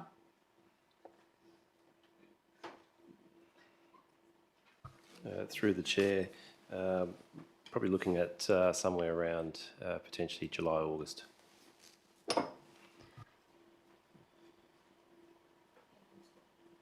Anyone wish to speak against? Anyone wish to speak for? I'll put it straight to the vote. All those in favour? That's unanimous. Okay, I think that's everything for that item. Okay, so we move on to the next item that was subject to deputation, which is item 10.3.1, the Frank Drago Soccer Precinct Redevelopment Feasibility and Advocacy Findings Report. Councillor Eason, you have pulled this. Are you moving officer's recommendation? No, so it's a slight change. Yep, there you go. Up in red. Okay. Do I have a seconder? Councillor Maleka. Councillor Eveson. Cool. So look, this has been a project that's been some time in the making, and we're still just being. It's only really in its infancy still, so there's still a lot to go. But thankfully, we have attracted some funding.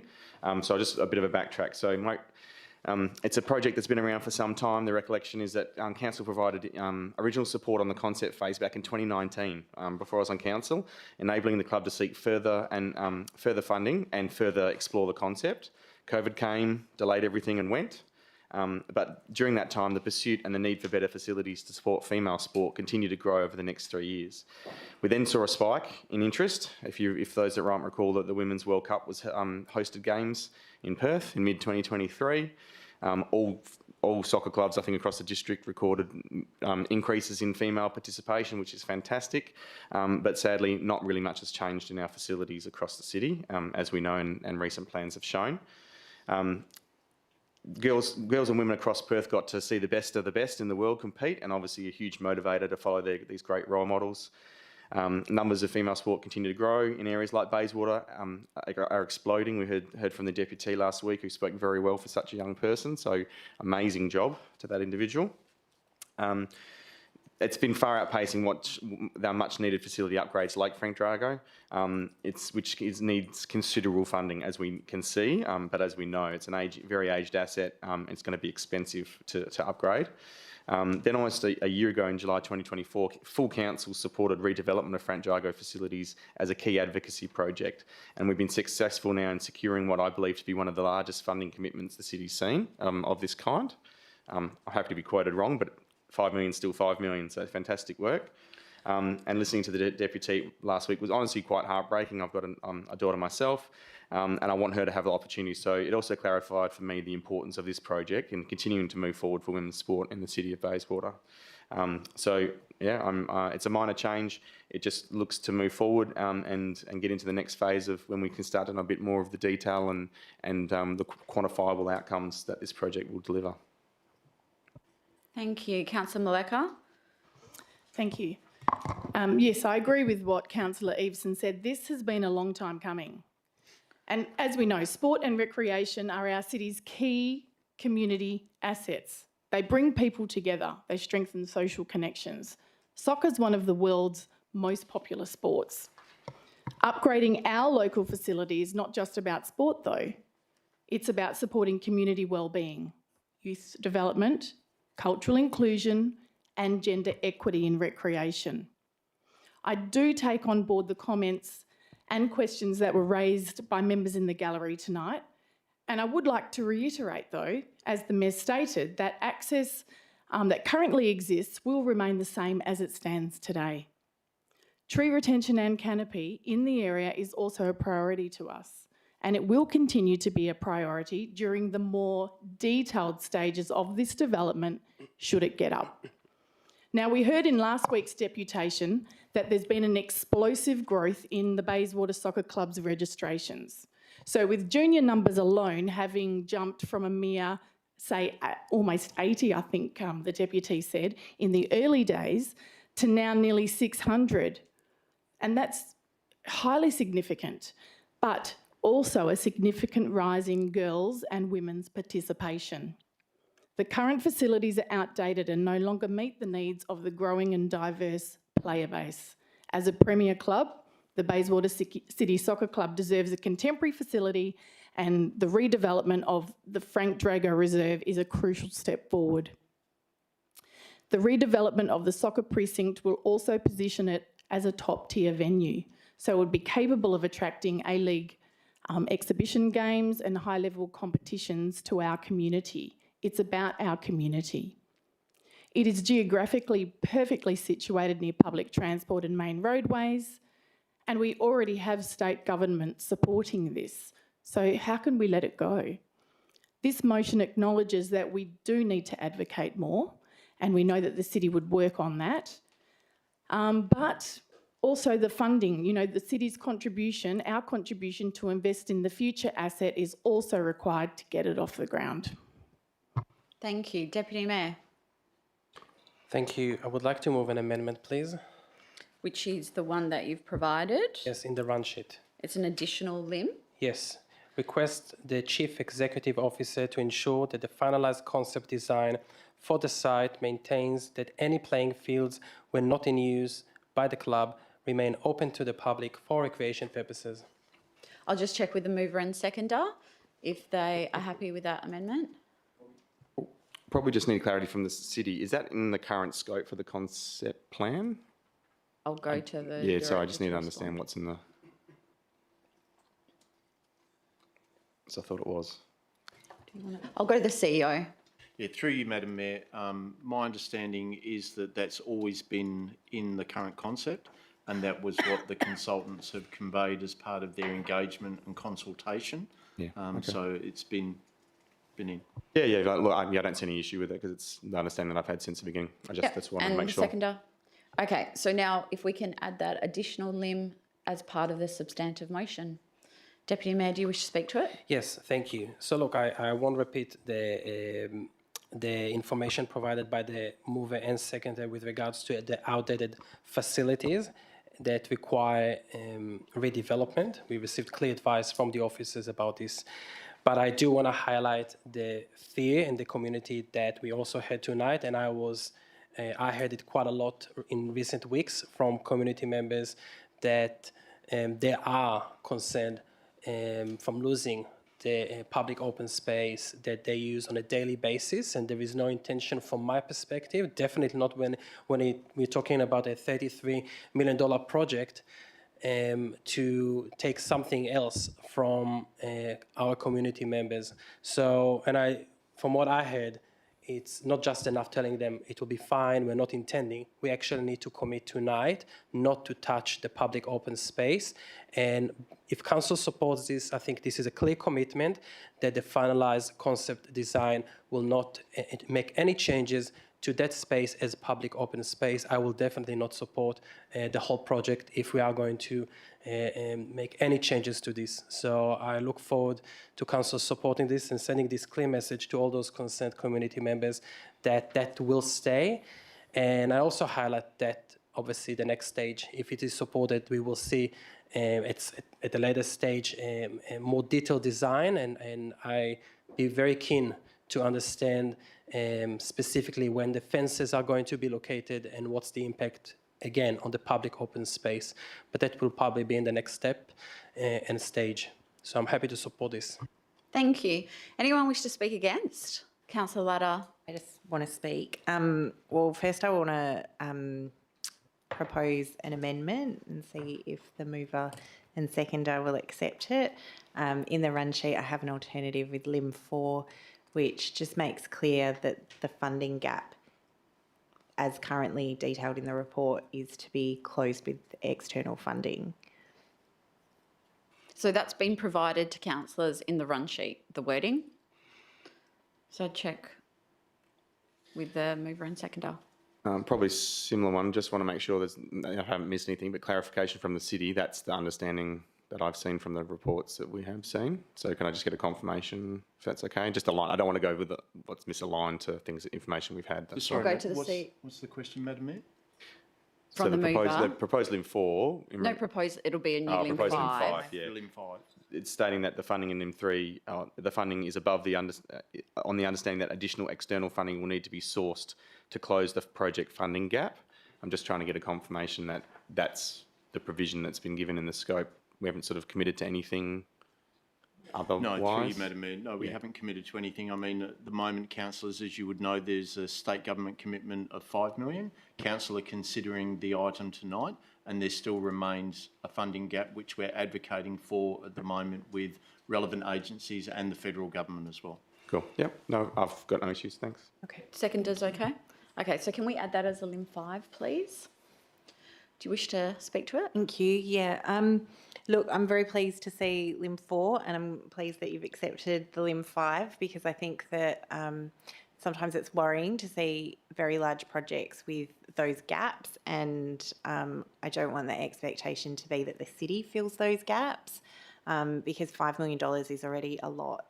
Like, it's a really, really big commitment, and I am willing to support that $5 million for that stage 1, which I understand will be will enable the women's teams to play games at Frank Drago, and I think the city and council has been really consistent in its support for that kind of equality in sport and community sport especially. I will say that this motion, or maybe I can ask the city perhaps, does this motion in its entirety commit council to stage 2 or the rest of the project in any way? I'll go to the CEO. Through you, Madam Mayor, no, this is only stage 1. Yeah, okay. So look, I'm willing to support this on stage 1 with the understanding that people's access to public open space will remain unchanged, noting that around the Meltham precinct there's already a lack of public open space, and it's extremely valuable in that area in particular, and it's used daily by people. So I think that's really critical, and I want to thank everybody who's raised their concerns, and especially people who have come in, because that takes a lot of effort to actually come in and stand up there and speak to council. So thank you for doing that. Thank you. Anyone? Councillor Palmer. Just a quick question, and it's on behalf of people that are here and have phones and so forth. I note that there is one small pitch that will be the artificial turf. That's But stage the 2. The two large pitches will stay as grass. Yeah, so the artificial one proposed is stage 2. Yeah. Yeah, But I'm so just the saying other that- is yeah. grass, But yes. The two large pitches will always be grass. I'll go to the CEO, yes. Thank you. Thank you. Anyone wish to speak for? Anyone wish to speak against? Councillor Johnson. Thank you. I have a question first. So with LIM 5, can I clarify, does that mean that the city's committing to putting $5 million in the coming year and nothing further? I'll go to the CEO. Through you, Madam Mayor, it's to make provision for the $5 million for the 2526 annual budget. So correct, coming year. Sure. So does LIM 5 that's on the table mean that there'll be no additional funding from the city? I'll go to the CEO. After that $5 million? No, that doesn't. Do you wish to... Through you, Madam Mayor. So the council could reconsider any project funding for this, subject to a further council report at a later date. Okay, thank you. Can I foreshadow the alternative motion that I've tabled, please, and then speak against the item that's on the table? Yeah, go ahead. Thank you. So I've got a proposed, the foreshadow motion that I have. Shall I read it out, or what's the best No, way of dealing you with can't that? read your foreshadowed motion. That's fine. We're talking about So what's on the table. Councillors will have had the opportunity to see that. It's in the run sheet. No, we're discussing what's on the table. It's been provided to council.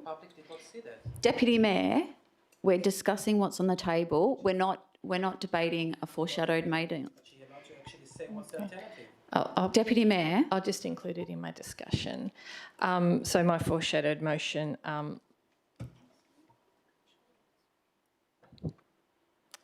My foreshadowed motion does not commit city funds to this project.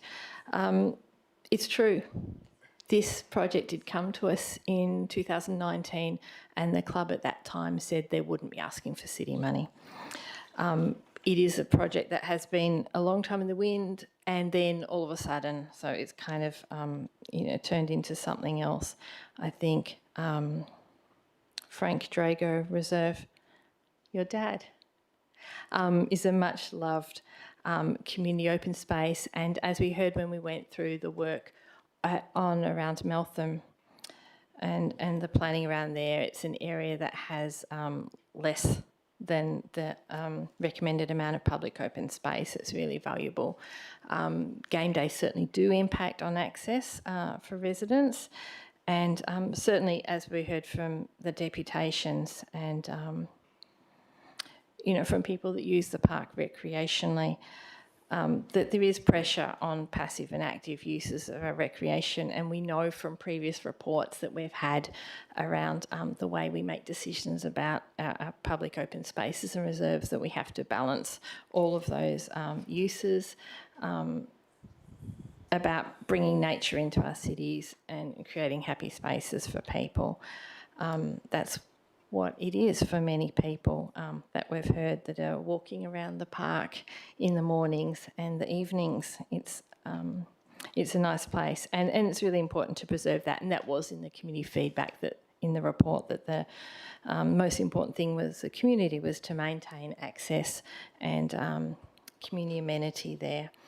I don't think there's any argument about that. And we have advocated congratulations to the club, to the mayor, to the CEO. We did have this as a priority on our advocacy program, and we did, thanks to the new member of Maylands, Dan Bull, our former mayor and fellow councillor, who advocated to get us $5 million in funding, which is extraordinary. It is the biggest state election commitment that we had, and it should be enough, in my view, to progress with the improvements for the area that will make the club what it said in the priorities, and for the community what was important to them. about community access, equity of access. Yes, female access in James. It was great to hear from, I think it was Mia from Naranda, who made a deputation last week about how important it is for women and girls to be able to play there. That certainly was an option when my girls were at their soccer playing years. We went off to Naranda, which was a great community club, because there wasn't that opportunity in Bayswater. I know my niece is mad soccer, so I mean, obviously I know how important it is for women and girls to be able to play soccer, but also how important it is for the clubs, and belonging is so important for our community. I hear that time and time again from members of all sorts of clubs, but particularly sporting clubs, and how important it is for men and boys to have those spaces as well. So I think $5 million should be enough. I would love to see a plan that had $5 million. $5 million, you know, that's a lot of money. We haven't spent that sort of money on any of our facilities apart from maybe Morley Sport and Rec. Maybe we didn't, I can't remember, sorry. I don't think we spent that much money of our council money on that, because a lot of it was funded. And Bayswater Ways, we did spend that sort of money, but that's a big project. This is a lot of money to be spending on a facility. Particularly, you know, when we're talking about just a facility for one sport. So I think for $5 million that we got from the state government, we should be able to do a really great project, which is essentially what my foreshadowed motion is talking about. You know, we're going through the budget process at the moment, and, you know, it's down to the wire. One of the items on this month's agenda is advertising our rates as an increase of 3.5%. I mean, if we were paying this out of our muni funds, there would be an increase of, I think, back at envelope calculations, like something like 12% rate increase to pay just for this one project. Obviously, we're doing it from our reserves, and that's great. If we're feeling our reserves are comfortable enough to be able to do that, and maybe we're expecting some, you know, some windfall money. We had some money from our aged care, the sale of our aged care. We might be expecting some cash from the EMRC, for example. But we really should consider how we're spending, you know, that chunk of our money. And I think to spend it all on one facility, or the start of, you know, a project is just a tiny proportion of a big project, is really difficult to justify. I think we can do a great job for our community and for the club with the $5 million, which is essentially what I'm arguing. So I'm not supporting what's on the table. Thank you. Anyone wish to speak in favour? Anyone wish to speak against? If not, I'll say a few words. So how fantastic is it that we have a club in our area that was founded in 1966 and is still going strong, growing year on year. It's clubs like Bayswater Soccer Club and all their hundreds of volunteers that make a connected and healthy community. What's not fantastic is that their facilities are still stuck in 1966. This redevelopment is long overdue, and after listening to Mia, the deputy from last week, speak about her experience as a young female player using the current facilities, there can be no doubt about the importance and community benefit of proceeding with this redevelopment. And I want to reassure our residents who took the time to come here tonight that are concerned about not being able to walk their dog or access public open space, that this redevelopment is not intended to shut people out. In fact, it's about making it more desirable for people to frequent and bringing community together whilst supporting one of our oldest and fastest growing sporting clubs. We should be proud of that, and we should all be supporting each other. This club has been there since 1966. I'd also like to take this opportunity to once again thank the member for Maylands, Dan Bull, and the state Labor government for their $5 million contribution to this project. Projects like this cannot proceed without all levels of government showing their support through funding. And I look forward to continuing discussions with the federal government to secure more funding for this most important project. and I'll be supporting what's on the table. Anyone wish to speak against? If not, I'll go the mover to close. Look, not too much to add. Really, look, it felt like a soccer game putting the alternative together. So good team effort from everyone. So thanks very much for all the contributions. I think hopefully we've addressed a lot of the concerns that were raised through some of the question time today. Look, just in regards to costings and financials, as mentioned, probably just to address the foreshadowed motion, I'm still very comfortable with moving forward on this one.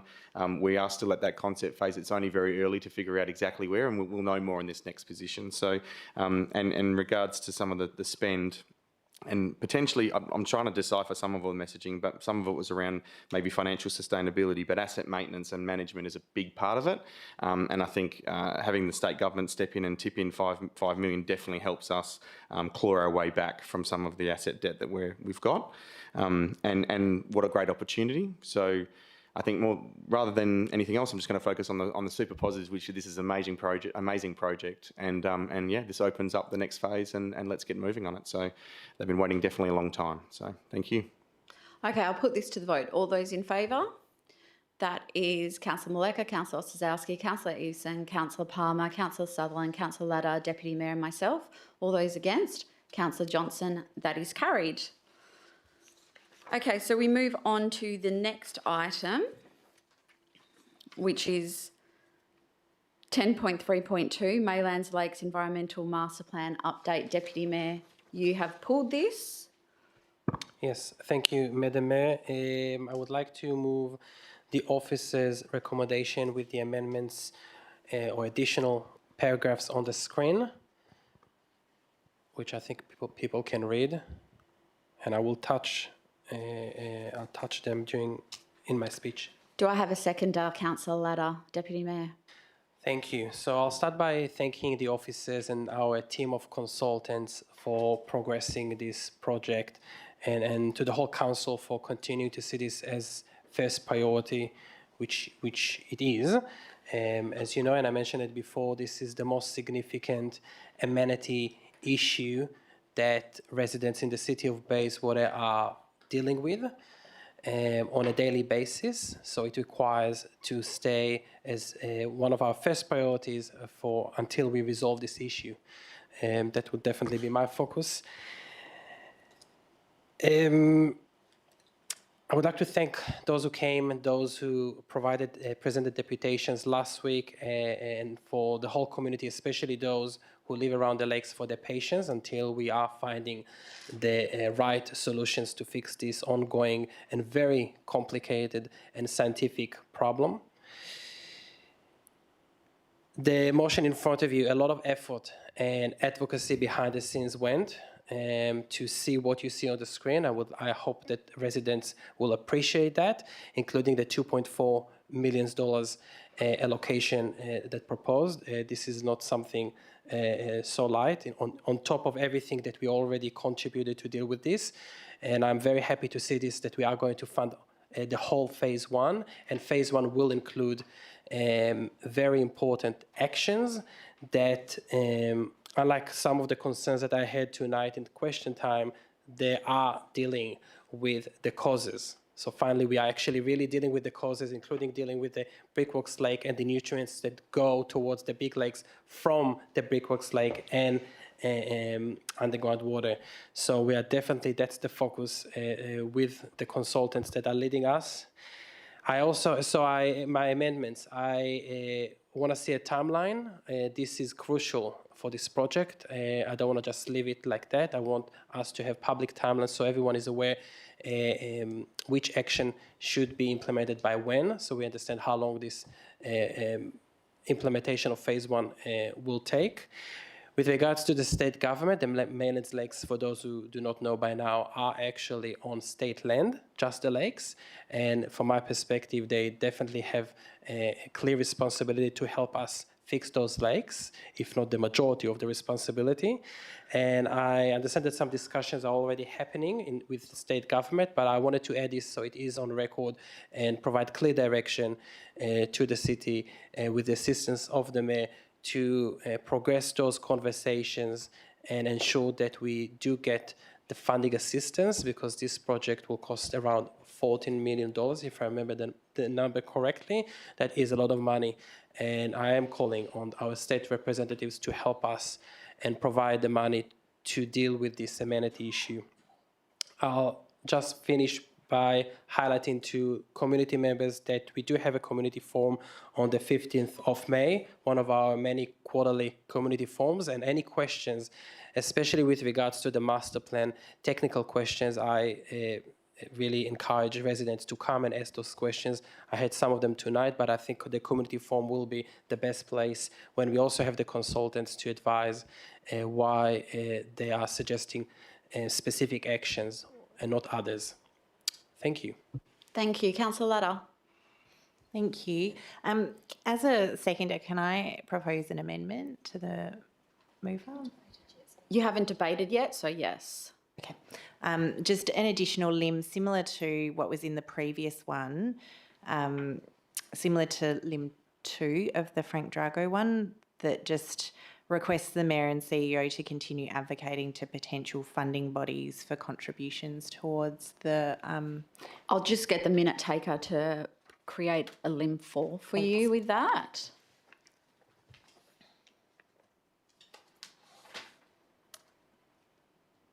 So is that not the same? It's not captured in limb 3? Limb 3 only talks about the state government. So, and as I just read through, I was like, oh, maybe we should just add that in so it's clear.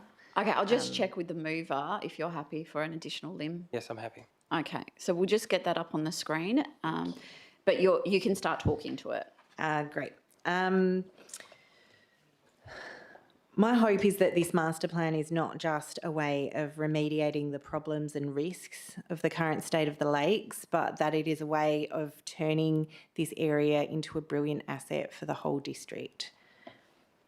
I'm really proud of my small part in helping usher this master plan process along and ensure that the community was involved to the extent that it was. And I'm really proud of the city and I'm proud of this plan. It's a really complex problem and has been a really vexed problem for a very long time. And so I'm pleased and thankful for the great efforts that have been put in from the city and also from residents, sometimes under quite difficult circumstances. And things have not always gone our way. Along the way, it hasn't always been smooth, but I really want to thank every resident who has come along to have input into the process along the way, and who engaged even though perhaps they didn't yet trust the process, and I'm really thankful that they took that step.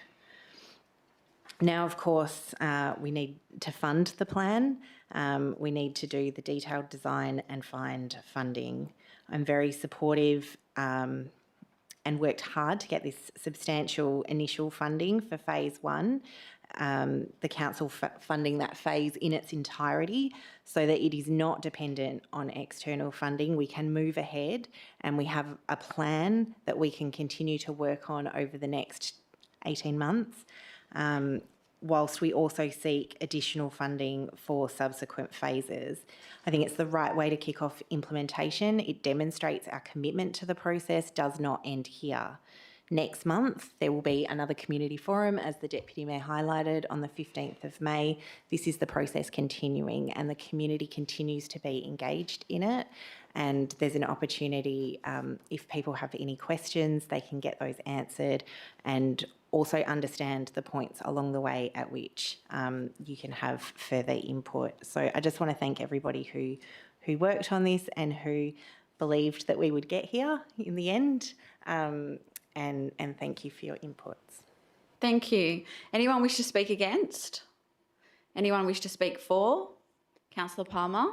Thank you. Just very briefly, I just feel that all of us, we've all read and had hours and hours studying these reports with SAP, the Scientific Advisory Panel, and we really should push that advice out to the public to read the report so that when question times and the 15th of May arrives, that experience and knowledge is imparted beforehand rather than repetitively going through the same exercise that we see that's happened before. I'd just love to see that knowledge imparted and the city to strengthen a push to pass that knowledge on and to get people to read that information, which is a treasure, really. Thank you. Thank you. Anyone wish to speak against? Anyone wish to speak for? Councillor Johnson? Thank you. Yeah, definitely like to. It's been a hairy problem, the Maylands Lakes, as you're all aware, or maybe a sort of a buggy green, sort of squashy sort of problem. Not sure. Anyway, it's not cool. And I'm really grateful for the residents and the folks that live around there who have advocated and also educated me about the issues there, and also the city's work in, really helping us along the journey to understand it with a scientific advisory panel. And I think it's pretty exciting to see a plan on the table that can be staged out, that it's like a do this and do this and do this. Like, it's really detailed, and I feel like it's really built on a basis. And, along the way, we've seen the community forums, we've seen so much information available publicly on a website about, what's going on in the lakes, what happens, reporting back. And I think it's been a really great process. I'm really grateful to all those folks who have been involved in working so hard on it. Very happy to support it. Thank you. Anyone wish to speak against? Anyone wish to speak for? Councillor Sutherland. Yeah, look, I have got a lot of sympathy for the people that are living down there at the moment. This has been one of those ongoing sagas that just never, ever end. And I agree with the gentleman that talked about Stirling having it first, and obviously the developers and the state government. I can't for the life of me understand why it's taken so long for the state government to give funds to fix this. These people, not just health reasons, social reasons, economic reasons. I was reminded that the other day. For some reason, there must have been a time when the mozzies were pretty bad at the Maylands Golf Club, and I had probably, I think, 4 phone calls from different people that weren't even in the area that just came to play golf and said, what the hell's happening down in Bayswater, in Maylands, with all the mozzies? And that just sort of prompted me to think, that's just these people were there for a few hours, so the residents have got to live there, and I just don't think it's good enough. And I'm really glad that we're seeing some progress or some light at the end of the tunnel. And I just wish state and federal, and Mr. Sadley, he's got deep pockets, could come and help this situation. So I thank the residents for being so patient. Not that you had any choice really, but I think it's good that we're all working together to fix this. Thank you. Anyone wish to speak against? Anyone wish to speak for? I'll say a few words. Firstly, I'd like to acknowledge the Maylands residents in the gallery tonight. I'd like to acknowledge the Maylands residents who have come multiple times in the gallery but aren't here tonight, and all the residents who have participated in our community forums and their input into this issue. And I'd also like to acknowledge the impact that the water quality issues and Midge have been having on your lives. It is something that since I became mayor, it was one of the first issues that was brought to my attention by the Friends of Maylands group. And I remember my early meetings on with that group and committing to them that I would be a mayor committed to finding a solution to this problem. And this is, things like complex matters like this take time, and it has taken time, but I can say that this is the first time I'm confident, I'm excited to be talking about this, because what we have in front of us, I have a lot of confidence in. I have a lot of confidence in this plan. I have a lot of confidence that we are on the right path to a long-term solution to this long and complex problem. The plan that we're looking at delivers actions that are based on science and backed by experts in their field. It included extensive consultation with community through our workshops and forums, and the first phase of actions if approved by council tonight, will be fully funded by the city. So I'd also like to thank the city staff that your efforts in working towards the plan that we have before us tonight.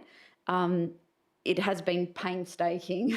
It has taken more resources, this issue, than anything else. And Alex, I'll call you out, and Luke and Jeremy and all the ELT and everyone in your team who has, John Vines, all of you who've really worked hard and worked collaboratively with community on this as well, to really bring them on board and know how much as a city we care about this. And I also want to acknowledge my fellow councillors. We're not experts in water quality or these type of issues, but everyone around this table has been so committed and so caring and really genuine in their care for our residents and in finding a solution. And that's really great to see. So thank you to all of you for the time and commitment that you have put into this issue as well. And I hope that tonight that you'll all be very supportive of what's in front of us. So I will go to the mover to close. Okay, I'll put that to the vote. All those in favour? That is unanimous. Thank you. Okay. Okay. Deep breath after that one.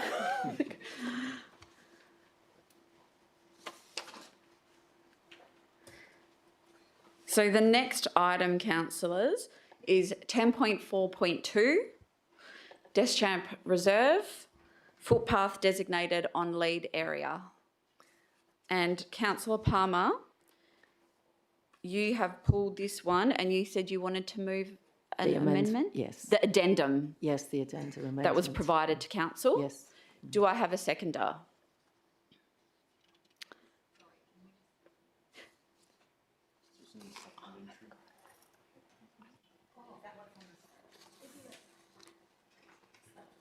It's the same, it's the amendment. Yeah. So is that the addendum? The amendment on that. What we've page been provided 4. this afternoon? Yeah. The supplementary. I'll just make sure the right one's on the screen, Councillor Latta. Sorry, we're just going to get the right one on the screen, Councillor Latta.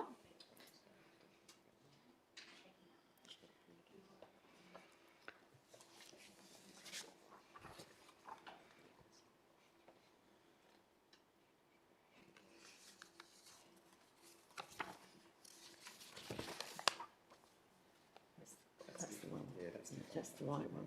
That's the correct one. I'll just wait. So councillors, just while we're getting that on the screen, it's what was provided in the supplementary information. That's correct, Councillor Palmer? That's what you're moving? That's correct, not what's on the screen. No, we'll, Yeah. we'll get it up right on the screen. So then the public gallery can also see it. Thank you.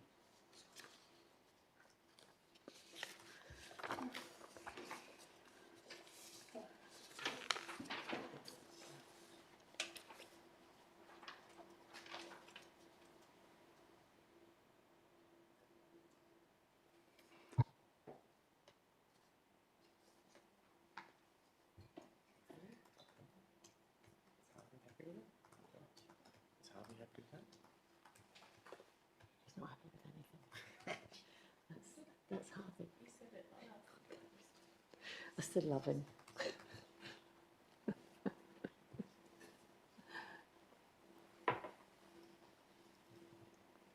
Second, to make him more mad at me for being here. He'll be all right.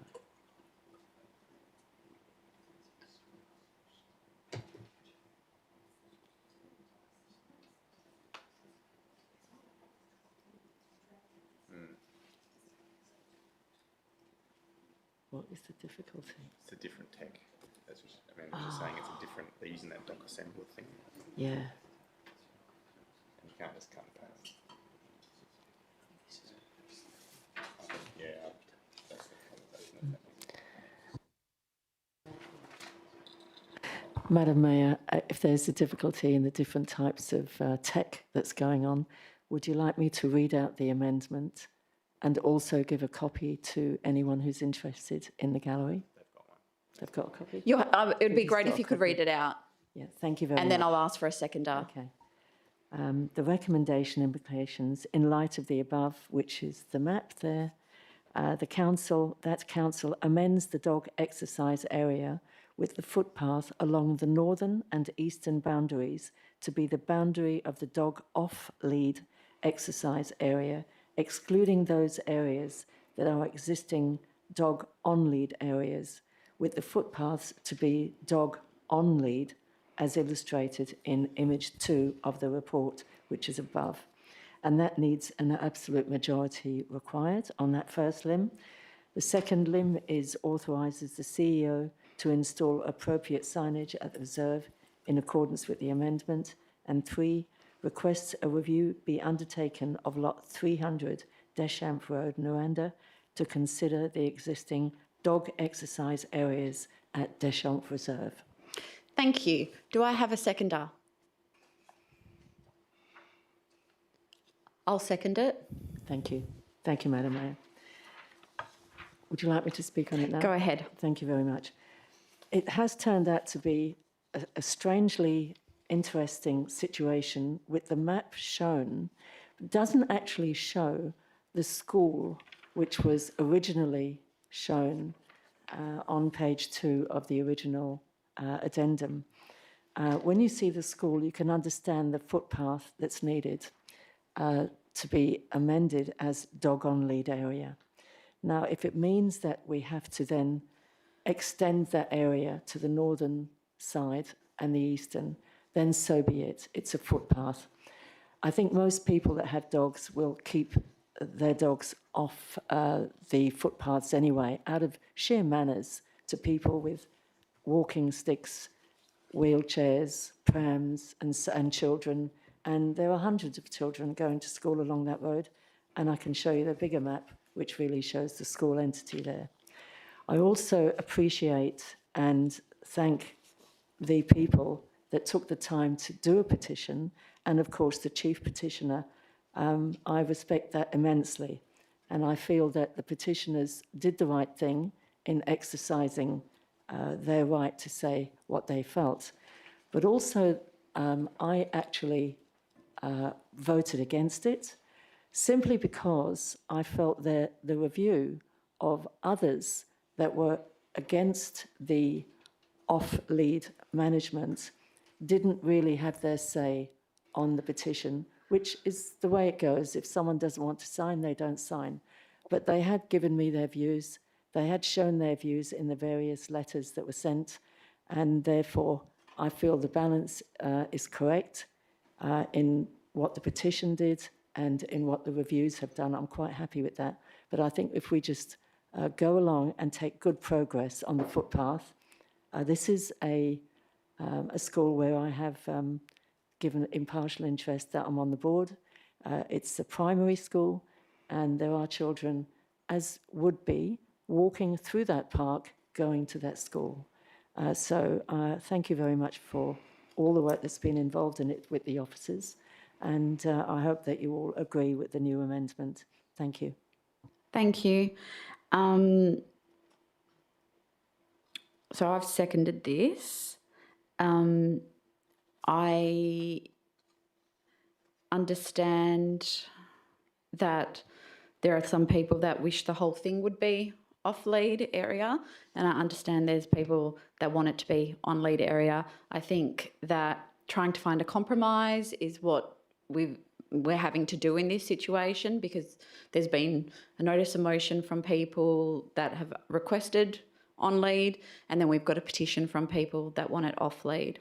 So I think what we have in front of us is that compromise is probably the easiest way to delineate for community where off lead is versus where on lead is, by having that physical barrier being the footpath. Anything south is off lead, other than obviously the playground area and the other area, although I did hear from the deputy last week that that's not necessarily what happens in real life. And then anything north of the footpath and north is on lead, and that's where the school grounds are. And we heard confirmation from the director that all school grounds are like no dog areas anyway. Even though we can't police it, that's what the rules are. So I think us aligning that our property right adjacent to that is on lead may assist in those rules being followed by the public. Anyone wish to speak against? Anyone wish to speak for? Go, Deputy Mayor. So just a very tiny one. I noticed that in Limb 1, the name of the reserve is not there anymore, and it used to be in the officer's recommendation. So maybe just for, it's obvious, but just maybe we can just add it in so it's clear. Okay, I think it's captured in the title of the item, but I'll go to governance and just ask if they believe they want it to stand alone. So I'll just check with the mover. Are you happy to add in the name of the reserve? Yes, I am. Thank you. And I'm fine with that as well. So we'll make that amendment. So it now says eastern boundaries of Deschamps Reserve. Is that what you're referring to in Limb 1? Anyone wish to speak against? Anyone wish to speak for? If not, I'll put it straight to the vote. All those in favour? That is unanimous.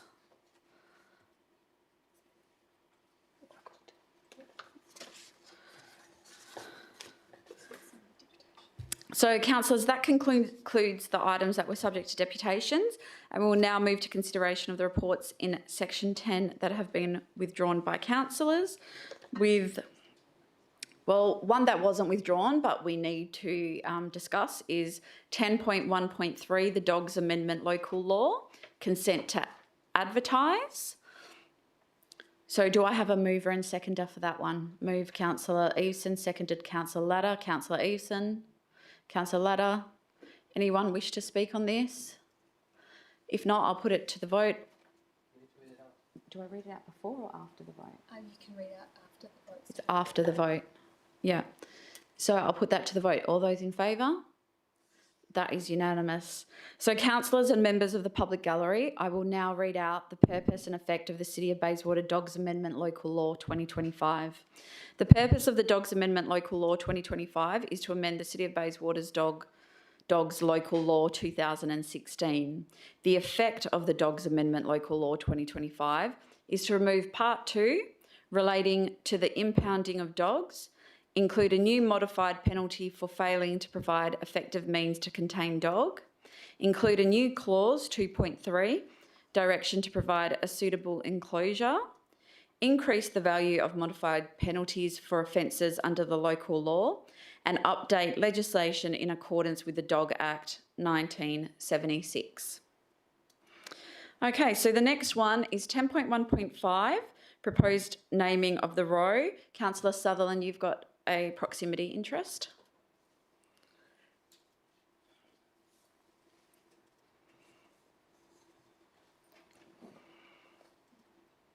Do I have a mover and seconder? Move Councillor Johnson, seconded Councillor Latta. Councillor Johnson. Thank you. I absolutely love these items when we're using the names that our officers and our community members have suggested. So we've got this great bank of names and anyone, a reminder. Oh, sorry, I'm just moving what's on the table, sorry, just to be clear. Yes. What anyone is, just a reminder that anyone can contribute names if they've got a significant name they want to chuck into the list. That's open at any time. So this one proposes the names of Brushbox Lane, Stokeld Lane or Hoppy Lane for this little lane where one of our residents has requested a bit more clarity on an actual address, which makes perfect sense. Yeah, we'll put it out to the community and see what they think, but I'm really happy to see those names and the opportunities for naming to be happening in our city. Thank you, Councillor Latta. Yeah, I'll just reiterate that I also really enjoy seeing these and seeing the names come out of that pool. I think it's a really nice process and I hope that more people contribute to that pool of names. Thank you. Anyone wish to speak against? Anyone wish to speak for? I'll put it straight to the vote. All those in favour? That is unanimous.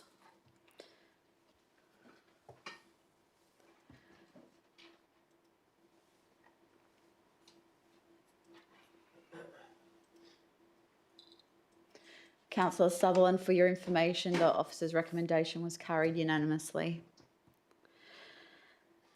So we now have to do 10.2.1, which is the financial report for the period ended 31 March 2025. Do I have a mover and seconder? Moved Deputy Mayor. Seconded Councillor Ladder. Deputy Mayor. Councillor Ladder. Anyone wish to speak on this item? I'll put it straight to the vote. All those in favour? That is unanimous.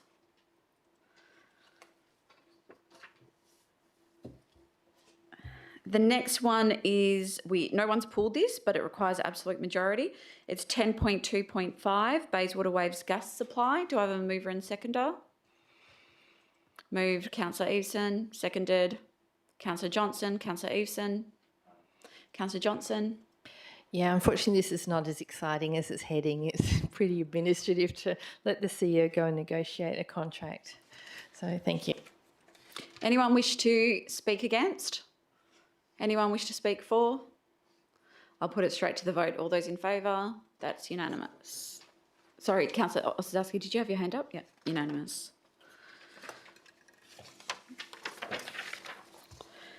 The next one is 10.3.4, lease agreement around childcare centre. Councillor Palmer, you pulled this? Thank you, Madam Mayor. One, to really say it's an impartial... Are you moving the officer's recommendation? I'm happy to move that, yes. Okay, you've already declared your interest. Yes. Yep. Thank you. Do we have a seconder? Deputy Mayor, Councillor Palmer. Thank you. The Noranda Childcare Centre, the Bayswater Childcare Association, they've really been there for multiple years. They're well ensconced there. They know it like the back of their hand. And the children and the local people know where the Bayswater Childcare Centre is. So I feel it's very much part and parcel of the neighbourhood. Thank you. Deputy Mayor. Nothing to add. Anyone wish to speak against? Anyone wish to speak for? I'll put it straight to the vote. All those in favour? That's unanimous. The next one is 10.3.5, electrification initiatives in the City of Bayswater. Councillor Eveson, you've pulled this one. Yeah, I've got an alternative that the city's got. It's in the run sheet. That's been provided to all councillors. Do I have a seconder? Councillor Osadowski. Councillor Eveson. Yeah, a bit of red on that one, but it's just really... Yep. So, look, this alternative captures the great work that's done to better understand electrification and the role that local government has to play. But we need to be realistic. These matters take time and effort. Even in the response to a question asked on this item tonight, the Director stated there was communication with other local governments who are far better resourced than us at looking into this matter. And I look higher to the state government. With the recent state government election outcome, a new cabinet of ministers and portfolios have been appointed, and specific to this, there are portfolios for energy decarbonisation and environment. I believe this is a clear move of support in this space from the state. They can see it coming. There's issues in the east that can be looked at, but we do have some different situations in the west. They're far better resourced, both financially as well as with experts and personnel. And as I mentioned, there are things that are happening in the east, that's for sure, but with stark differences between the east and west coast. The new portfolio assignments are well supported by the state government. I see this issue as being well supported by the state government. I feel it's important the city let the state take the lead in this area, and I look forward to further updates from them in the future. Thank you. Councillor Osadowski. Nothing to add. Anyone wish to speak against? Councillor Johnson. Thank you. I'd like to foreshadow the officer's recommendation. Did you wish to speak to this one? Yeah, for sure. I think probably what's on the table misunderstands the intent of the report, which comes out of the Environment Livability framework that was adopted unanimously by Council in 2022. So what that report and what this report is talking about is helping our residents to have a more sustainable, to reduce energy and water usage. It comes out of the ELF that's how we go, that we would assist our residents in making sustainable lifestyle choices, reducing water and energy use within our entire local government area. This report suggests ideas about educating our community. It doesn't talk about, big state government issues. It talks about helping our local residents to have access or education about cheaper and cleaner ways of heating, cooling, cooking in their houses.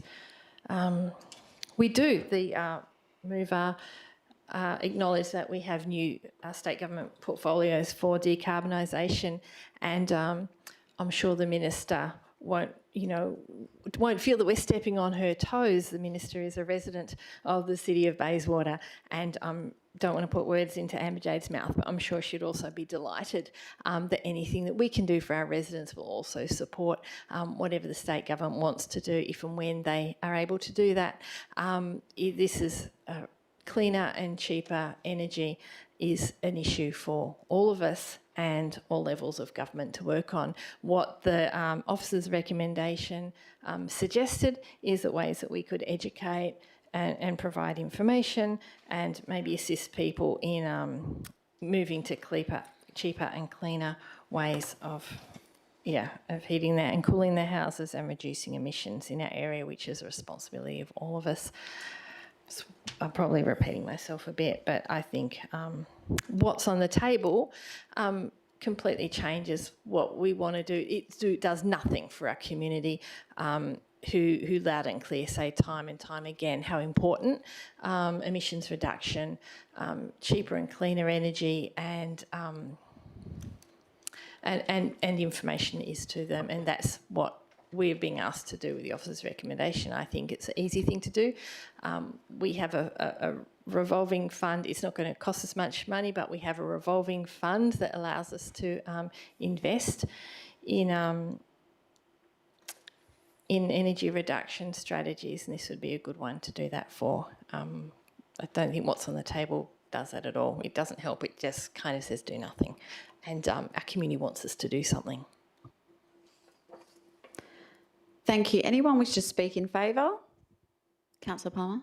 If I could just ask the mover if we could put back LEM 3, because that supports the development of an electrification education program. And I think even though it's said briefly in one, it doesn't actually outline education program, which would be for community. And I feel that's a terribly important one. Of any issue. Okay, so I'll just thank you. Ask if the mover and seconder accept that amendment. No, thanks. I'll address it in the closing as well, if needed. You address it. Okay. No. Did you want to move it as a no? Councillor Ladder. I'll speak on this. To be honest, I'm pretty appalled by this alternative.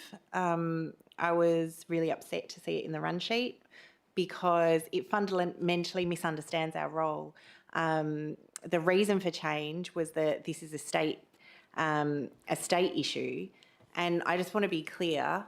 I've got the Local Government Act here in front of me. The general function of the local government is to provide for the good government of persons in its district, and it must be performed having regard to the following: the need to promote the economic, social and environmental sustainability of the district, and to plan for mitigating risks associated with climate change. And this is an attempt to block local government taking action on climate change within its remit. Within its remit, this is local community education that impacts, that is really the way, that's how we can act on climate change. So this blocks us as a local government doing anything on climate change around gas and decarbonisation when we're in the middle of a climate crisis. I just cannot, I was actually shocked to see it, because I thought that we were better than that and more responsible than that. And I really hope that councillors will consider not supporting this so that we can support the original officer's recommendation from this actually brilliant report. So thank you to the officers for putting that forward. We are in the middle of a climate crisis. This is our responsibility. This is the responsibility given to us by the Local Government Act, is to take action in this area. And this is a way that we can do it simply, inexpensively, and within our remit for the benefit of our residents. And I cannot fathom why we wouldn't do it. Thank you. Anyone wish to speak For? Anyone wish to speak against?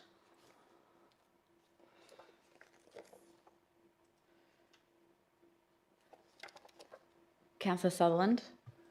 I'm supporting the new motion. I totally get what the officers are trying to do, but there's a few things.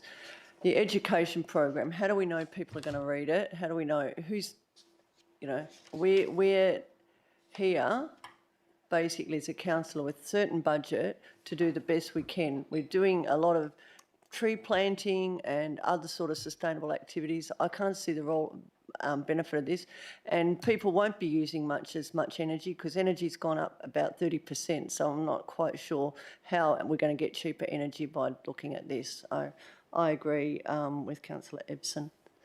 Thank you. Thank you. Anyone wish to speak against? Anyone wish to speak for? I'll go to the mover to close. Probably just address some of the concerns raised. I guess when it looks about real action, advocate for at two different levels and keeping informed on development of other people doing other work. I wasn't convinced that this is actually doing. That said, I'm very comfortable that the officers have done a great report to understand the issue whilst leaning on other local governments and their knowledge. So it's not hiding or putting any of this away. The report's been done, we're aware of the issue, and the city's got officers that will continue to monitor the situation as we go. We now have a state government department that's looking at this and will be funded appropriately to do that. I'm sure there'll be education programs rolled out. I'm sure that there'll be all of this information provided centrally, which is what I think this issue is going to need. So that's why I'm moving this motion. In regards to inexpensively, I'm always very concerned when officers probably have the best intentions about financial impacts, but mention that quite possibly it could be delivered within the current operational budgets. I've seen that probably get stretched a little bit too far sometimes. We've got a lot of very important work that's going on, lakes, other items as well, where the city's getting pulled all over the place, and I'm just not comfortable with those sorts of comments. So, look, I'm comfortable with the motion. It doesn't forget the report was ever written. It's all there and it's noted, and we have received it. So thank you. I'll now put this to the vote. All those in favour? That's Councillor Maleka, Councillor Ostrowski, Councillor Easton, Councillor Sutherland and myself. All those against? Councillor Palmer, Councillor Ladder, Deputy Mayor, Councillor Johnson. That is carried. So we next go to 10.4.1, Review of Local Homelessness Strategy. Councillor Ladder, are you moving the officer's recommendation? Yeah, I wonder if I can please change in Lim 2 where it says notes, can you please change that to requests?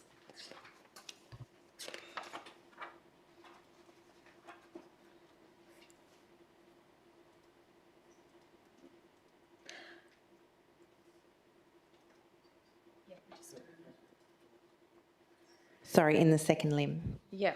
Is there a request instead of notes? Is there a seconder? Councillor Palmer? Councillor Ladder? Thank you. It's just a really small change. I'm not sure that it has much material effect, but I think that I really wanted to make clear that council actively wants these programs to continue. As we have discussed in briefings with the city, I don't feel comfortable getting rid of our homelessness strategy without there being an active commitment to continuing these parts of the strategy that I think are really positive ways that the city can impact on this problem, which is a real issue that I see a lot of people in the district who need assistance with it. So I'm pleased that we have a new way of connecting people with supports that they might need, but I also note that the supports that are currently available from the state government don't fully provide for what people need. The demand is outstripping the state government's ability to provide for it, and I think that all of these other aspects that the city has been providing are important gap filling in that situation, and I want to make sure that they continue. And I hope that they continue to be funded, and that council gets to consider it if the city wants to change those services. Thanks. Thank you. Councillor Palmer. Thank you. I just got to thank the officers and CEO for their initial homelessness strategies that took place over the years with the rough sleeping for communities, supporting city officers and doing that really expansively all over the city to get numbers of the homelessness. That was a good start, and I wish that had continued because we were in warm weather then. I'd love to have seen it in cold weather, and that's when it really counts. But I think the strategies that we have here, at least we've got our foot in the door to enable assistance for homelessness for all sorts of reasons, whether it's for DV reasons and so forth. We're still there. And also, I really was relieved to hear the coordination system that the state government is in use now. That was explained to us, how a person today, John Smith, if he comes to Bayswater and then he goes to Midland, there's that caring view of his name so that he's cared for and we understand what's going on with a single person or whether it's generalised. And that's terribly important when it comes to homelessness. So I just feel I'd like to support this. And I do understand that we can't do everything, but at least we've got our foot in the door of homelessness and we'll carry on helping. Thank you. Thank you. Anyone wish to speak against? Anyone wish to speak for? Councillor Johnson?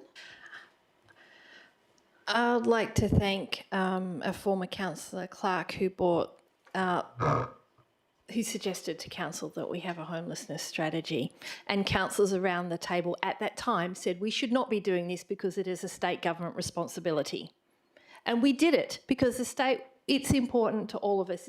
It was important to our community then. It is more important to our community now.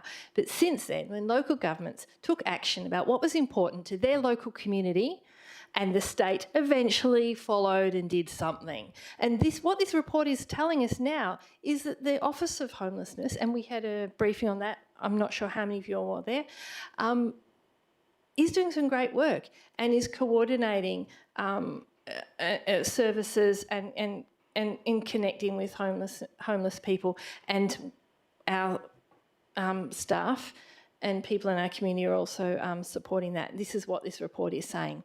And this came because this council saw what was important to our community and took action. And then the state government has now provided some coordinated services, and so have other community groups. This is an example of what local governments can do and what local governments and our communities and our state government can do when we work together. I'm sad to see the end of our homelessness strategy, but really happy that that work that we started locally has enabled something bigger and better to happen, cross-coordination with all other local governments. It is a fine example of how we could do many things, including homelessness. Thank you. Anyone wish to speak against? I just have a question for the director. Can I just confirm that what the mover said, that the change from notes to requests has no material difference to the intention of LIM 2? The intention is that the officers will continue to deliver those projects, so request is not a problem. Thank you. So I'll just speak. I'm supportive of this motion, and I'm glad to see the state government has created the Office of Homelessness, and I'm hopeful that they will do a wonderful job in this area, because it is very, very sad to see anywhere you go in the state at the moment, it doesn't matter where you are, you will see people doing it tough on the streets, and they need to have more support. So let's hope that the Office of Homelessness will be able to make a difference in that area. Anyone wish to speak against? Anyone wish to speak for? I'll go the mover to close. Nothing further. Thank you. I'll put this to the vote. All those in favour? That is Councillor Maleka, Councillor Osazowski, Councillor Eveson, Councillor Palmer, Councillor Latta, Deputy Mayor, Councillor Johnson and myself. All those against? Councillor Sutherland. That is carried. Okay, 10.4.3, review of mobile food vendor guidelines. Councillor Eveson, you've pulled this one and you've provided an alternate motion. Yep. I'll just wait for it on the screen. There's a little bit to it. Yep, so councillors have been provided this in advance. Do I have a seconder? Councillor Osazowski. Councillor Eason. Thank you. Yeah. So, look, following feedback and discussion that was from the ABF, this motion seeks to just provide clarity around competing businesses and the distances between, and it provides parameters for both of those on established businesses. But it also includes another key concern, which is around, I guess, visibility and the connection to roadsides, using the distributor road as a way to differentiate.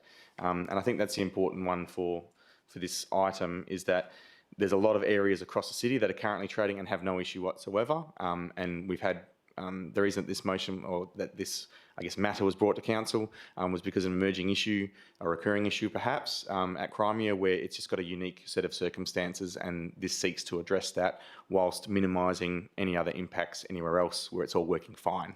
That's probably a very succinct way to say what all those words do. It provides clarity, as I mentioned. Balance is the important element here, especially when we consider the city as a whole. There's a significant value that when food trucks and established businesses work together.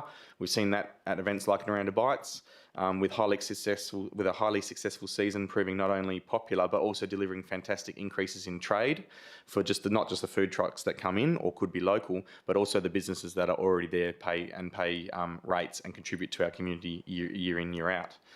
With these changes, I'm confident Crimea will continue to be a great activating community space, along with the other locations that are flourish with food trucks.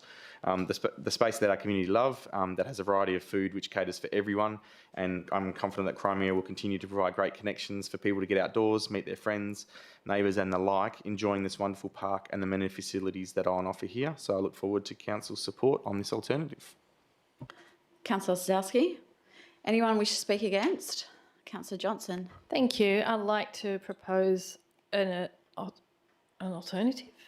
Is that amendment? Foreshadow. Oh, no, maybe foreshadow that we do nothing. Okay. Do you wish to speak to this one? Sure. The mobile food vendor guidelines, the mobile food policy that we previously had has been reviewed and looked at so many times. We have so few mobile food vans. I really don't think. What I do think is the problem that I think is coming here has got nothing to do with mobile food vans. I think this is trying to solve a problem that could be solved by other things that we have in its place, and is also trying to do things that we have no business doing. I think it came from the idea that mobile food vans at Crimea Park were making a lot of noise, and that is true. Like the generators do. Clearly, we've heard from residents that they don't like the noise that it makes. 100% agree. Like, they can be noisy and smelly. And we could have solved that problem by putting in PowerPoints for those and managing it that way. But this council chose not to. We can solve the problem and have solved the problem by closing down vans that make too much noise. And a question was asked at the Agenda Briefing Forum, have we done that? And the truth is we have. There was a food van at Riverside Gardens called the Treat Truck that was closed down because its generator was measured under the guidelines as making too much noise, and they were closed down. That food van still continues and trades in every other local government area except City of Bayswater, sadly. So we do have ways of managing it. What this bit that I'm seeing in red is trying to do is stop competition. And I would argue very strongly that that's not our role. You can have two cafes next to each other. You can have two burger shops next to each other, and they will do what they do. If they succeed, they succeed. If they don't, they don't. It's because their offering is not right. It's not our business to say, you know, one coffee is the same as another coffee, because a coffee sold from a mobile food van that someone's going to take and walk in the park is 100% different to a coffee that you're going to sit in a cup and relax and talk to your friends and not have dogs and kids clambering all over you normally, unless you want to. It's a very different offering. This is not our business to be engaged in that. If someone's business is complaining that their food van is competing with them, then that's their business model. We shouldn't be trying to stop mobile food vans, which I've said time and time again, the starting place for so many of our vibrant local businesses and hospitality arrangements. I think what we had previously was working and could be dealt with by our existing policies and procedures under the various environmental acts. So I'm not supporting what's on the table at all. Thank you. Anyone wish to speak in favour? Councillor Maleka. Thank you. I will be supporting what's on the table. What I see here is that we are not competing with competition, but rather we're helping to support our bricks and mortar businesses that are our ratepayers, and we're also helping to support the mobile vendors. Our population isn't huge, so we don't have hundreds and hundreds of people that are going to be accessing these the businesses, the bricks and mortar businesses and the mobile vendors. We need to protect the ones that do exist. We want people to frequent them, and so we need to have variety. And we need to ensure that we are showing that we are a city that is actually caring for each of these businesses, and we note them. And I think this is a great idea. Thank you. Anyone wish to speak against? Councillor Latta. Yeah, look, I think I'm convinced by Councillor Johnson's argument that it's not our role to intervene in preventing competition between businesses. I run a business that sells books right next to our local library where people can borrow books, and it's fine. It's fine because I have a good business and the library has great books too, and they offer slightly different, sometimes the same books. Some people choose to buy them, some people choose to borrow them, some people choose to go to this cafe, some people go to the cafe next door. I don't think that it's the role of local government to prevent people from offering providing similar offerings in proximity to each other. I don't think it would happen if you had a business on a high street that there would be a clause that you couldn't have a competing business. I also had a business 5 shops down from me offering board games, which I also sell, and you just live with it and you make your business better because that's what it takes. And I would have thought that councillors around the table would have appreciated that particular free market idea, that actually that's how you make better businesses is through competition. So I'm not going to support this. Thank you. Anyone wish to speak for? Councillor Sutherland. Yeah, I am supporting this because... Oops, sorry. Is that better? Yeah, just keep talking. It'll pick Food up. vans don't pay rates and bricks and mortar do. And for me, that's as simple as that. Anyone wish to speak against? Councillor Palmer. Thank you. Just with good respect on this, the food vendors, they buy their trucks and generators and so forth, and they really take a chance on trying to make money outside in the cold, in the wet, in the heat, and they're there daily doing that. It's very much a hard-working business. They compete against each other just by staying there, by being there. You can't eat 2 meals, so you have to choose which one you're going to have when you go down to a number of food stalls. So there's always competition. I do feel that this is pretty Orwellian to actually say 350 metres away from the wall of the edge of bricks and mortar to the edge of the vehicle and so forth.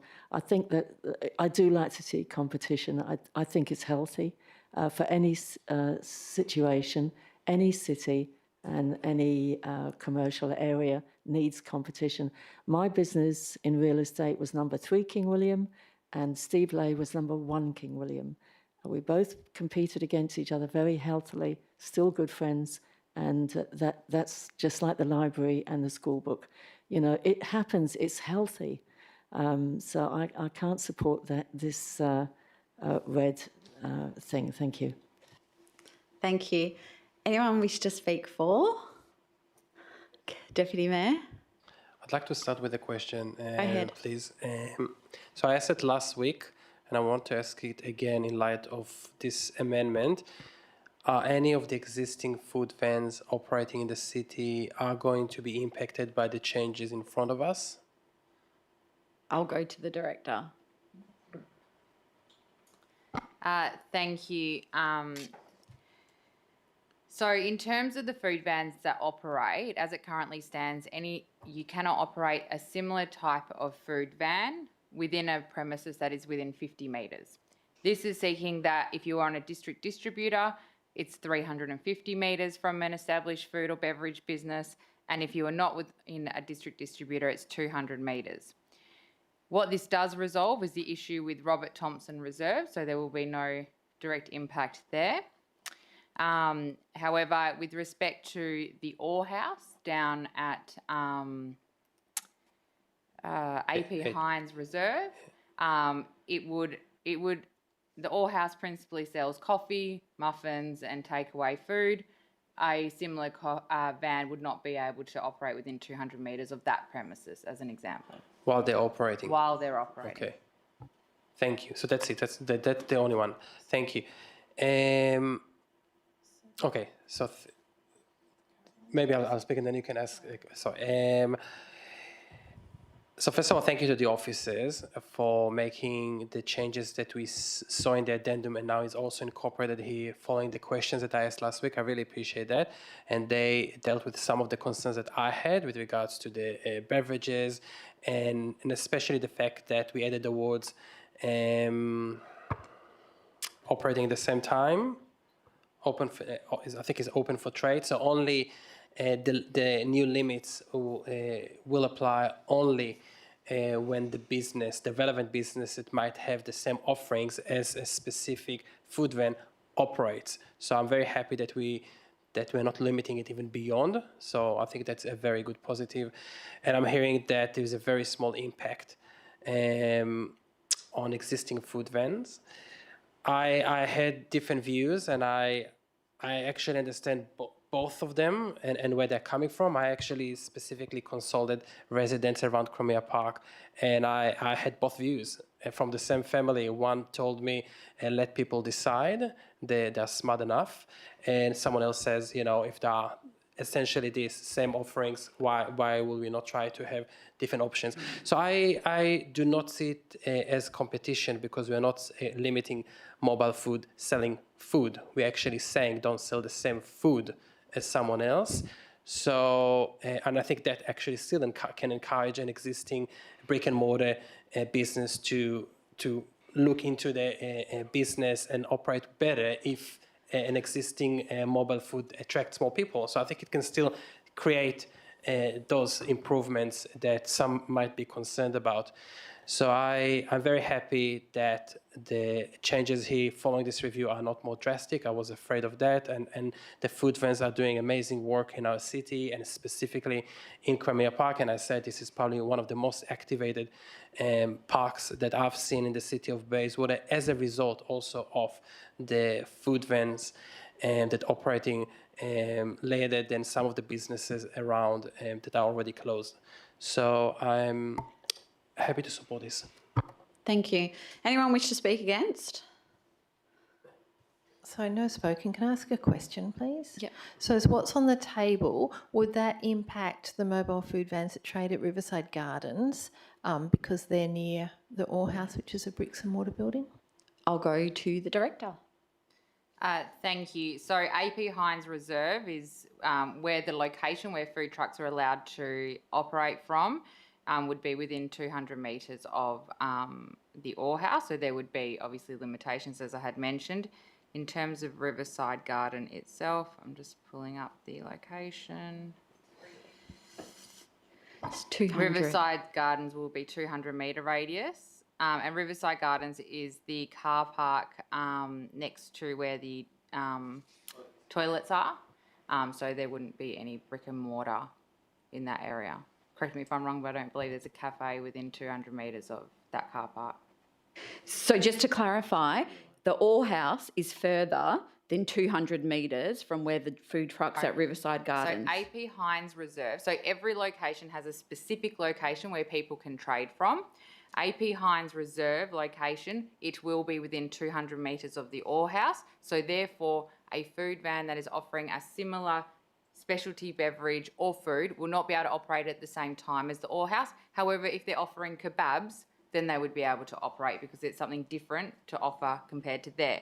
In terms of the question regarding Riverside Gardens, it's in relation to the car park that is next to the bathrooms. There are no other brick and mortar businesses within 200 metres of that specific location and therefore is not impacted. Including the All House, is my All question. House is not at Riverside Gardens in this location. It's what we categorise as AP Hines. I understand that they're separate locations, but they're next to each other. So is it beyond 200? Yes, yes. Okay, that's what my understanding of Councillor Johnson's question was. Yep. Did you have another question, Councillor Johnson? No? Okay. I'll speak to this. I think I'm the only one who hasn't spoken yet, actually. So this is about balance. This is what I see this about.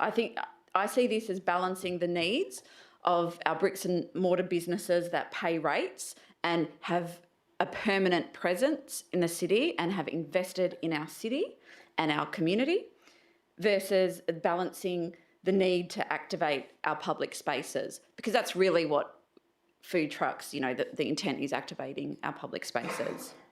And it's about balancing that. So I think this is a good middle ground that considers everyone. And it's really reflective of the feedback that I've been receiving from businesses. And when a business owner comes to you and tells you that we have policies in place that are actually hurting them, as mayor, as councillors, we really need to take that on and see, is there a way that we can find a middle ground and try and, find a better outcome than what we've been doing. And that's what's been happening. That's the feedback that I've been getting from businesses. So I think this has been really thought out well. It's trying to address the problems and hopefully we don't have to consider this anymore and we won't get any more complaints. So I'll go to the mover to close. Yeah, just wanted to, I don't want to take up much time because there's been a lot on this, but look, Orwellian and being overpowering, all that sort of thing, it's painfully specific, and I chuckled when I was working with the officers on trying to get this out there because it is painfully specific for a purpose, but it's exact so that it provides that balance in a very measured way, but makes it very clear so then no one can go and buy a new food truck and then rock up at Cromer and go, oh, hang on, and then be disappointed, because I don't want that either. So it's icky because it's so painfully specific. It ticks my type A personality box, but it is way over the top. But it's now with the city officers. This is a guideline. They can continue to adapt it as they see fit. Hopefully there shouldn't be anything else, because this is the only one that I'm hearing any feedback around issues with. And it's not trying to squash competition at all. It's about complementary services. It specifically calls out same offerings. Food trucks and bricks and mortar are not the same product. Costs are very, very different. And the product is very different. It's like saying a bike is the same as a truck. They're not. They move you around, but they're not the same. Look, enough on that. I'm happy with what's there. It was very painfully thought out. A lot of hours that shouldn't have been spent on this, but thank you. I'll now put it to the vote. All those in favour? That's Councillor Maleka, Councillor Sazowski, Councillor Eveson, Councillor Sutherland, Deputy Mayor and myself. All those against? Councillor Palmer, Councillor Ladder and Councillor Johnson. That is carried. So we'll now move to adopt the remaining items in section 10 en bloc. Can I have a mover and seconder? Move Councillor Ladder, seconded Councillor Maleka. All those in favour? That is unanimous. Okay. Item 11 is notice of motion, and there are none this evening. Item 12, questions from members without notice. Any questions? Councillor Palmer. Thank you. I'm just wondering if we have any more information on the EMRC. Thank you. I'll go to CEO. Through you, Madam Mayor, I'd be happy to take some questions when we move behind closed doors. Thank you. Councillor Eveson? Yeah, I just want to check with the city, have we heard anything about the McGillivray Ave roadworks? One of the projects that was essentially brought forward for funding from the state government election. I'll go to the Director. Through the chair, we haven't received any information to date, but we will be taking the matter up with Main Roads and see what the latest is. Brilliant, thank you.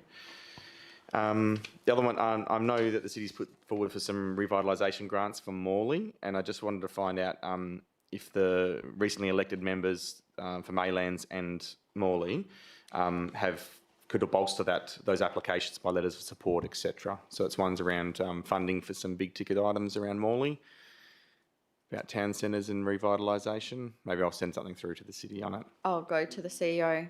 Through you, Madam Mayor, Councillor Eveson, are you referring to our revitalisation projects? No, there was some bigger, like we're seeking some grants from state and feds, I'm pretty sure, some big ticket stuff. That's right. I'll send one through to yourself. That's right. And I had a third one. I just read a pretty alarming article around geothermal heating of swimming pools, the one at City of Stirling's Scarborough Beach pool. I just wanted to make sure that the city was across some of those dramatic cost escalations, maintenance issues and downtime.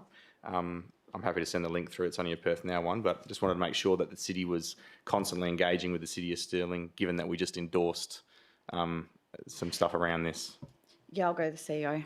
Yeah, through you, Madam Mayor, I'm aware of the link as it's been sent through, and myself and the Director of Infrastructure will be discussing that. Thanks. Councillor Palmer? No, thank you. Oh, sorry. Any other questions? Councillor Johnson? Thank you. I've been asked about the, Perth. Let me get the wording right, my apologies.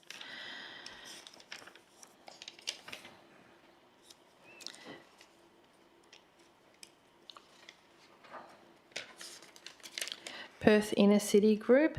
It's a apparently city. It's a group that council's invited to join to develop and to support the advocacy for town centres and neighbourhoods. I'm just wondering if the city is part of it or was invited to join the Perth Inner City Group. I haven't, from my recollection, I haven't received any invitation personally, and I'll go the CEO to answer from City. Yeah, the same. I haven't received any invitation, but I'm happy to look into it. Thank you. Any other questions? If not, we'll go to item 13, new business of an urgent nature. There is none this evening. Item 14 is meeting close to the public. So we have one confidential item this evening. Can I please have a mover and seconder to go behind closed doors? Moved Councillor Eveson, seconded Councillor Sazowski. All those in favour? That is unanimous.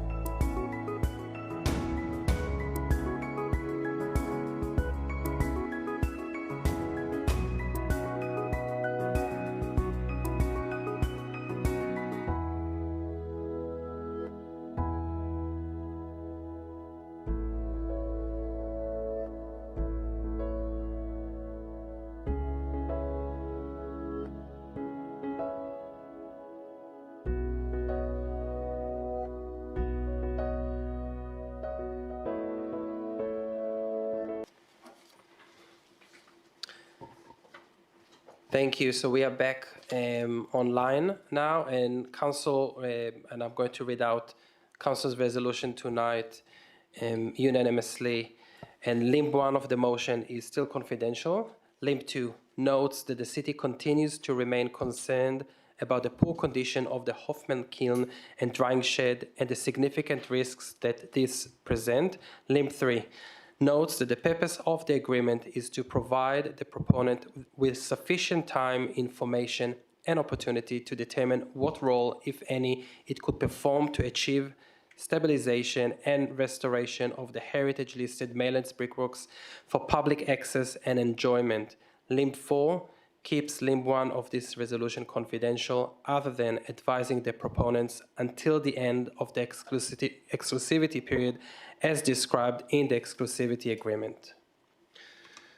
So that is the last item, councillors. And with that, I'm going to close this evening at 10:36. Thank you, everyone.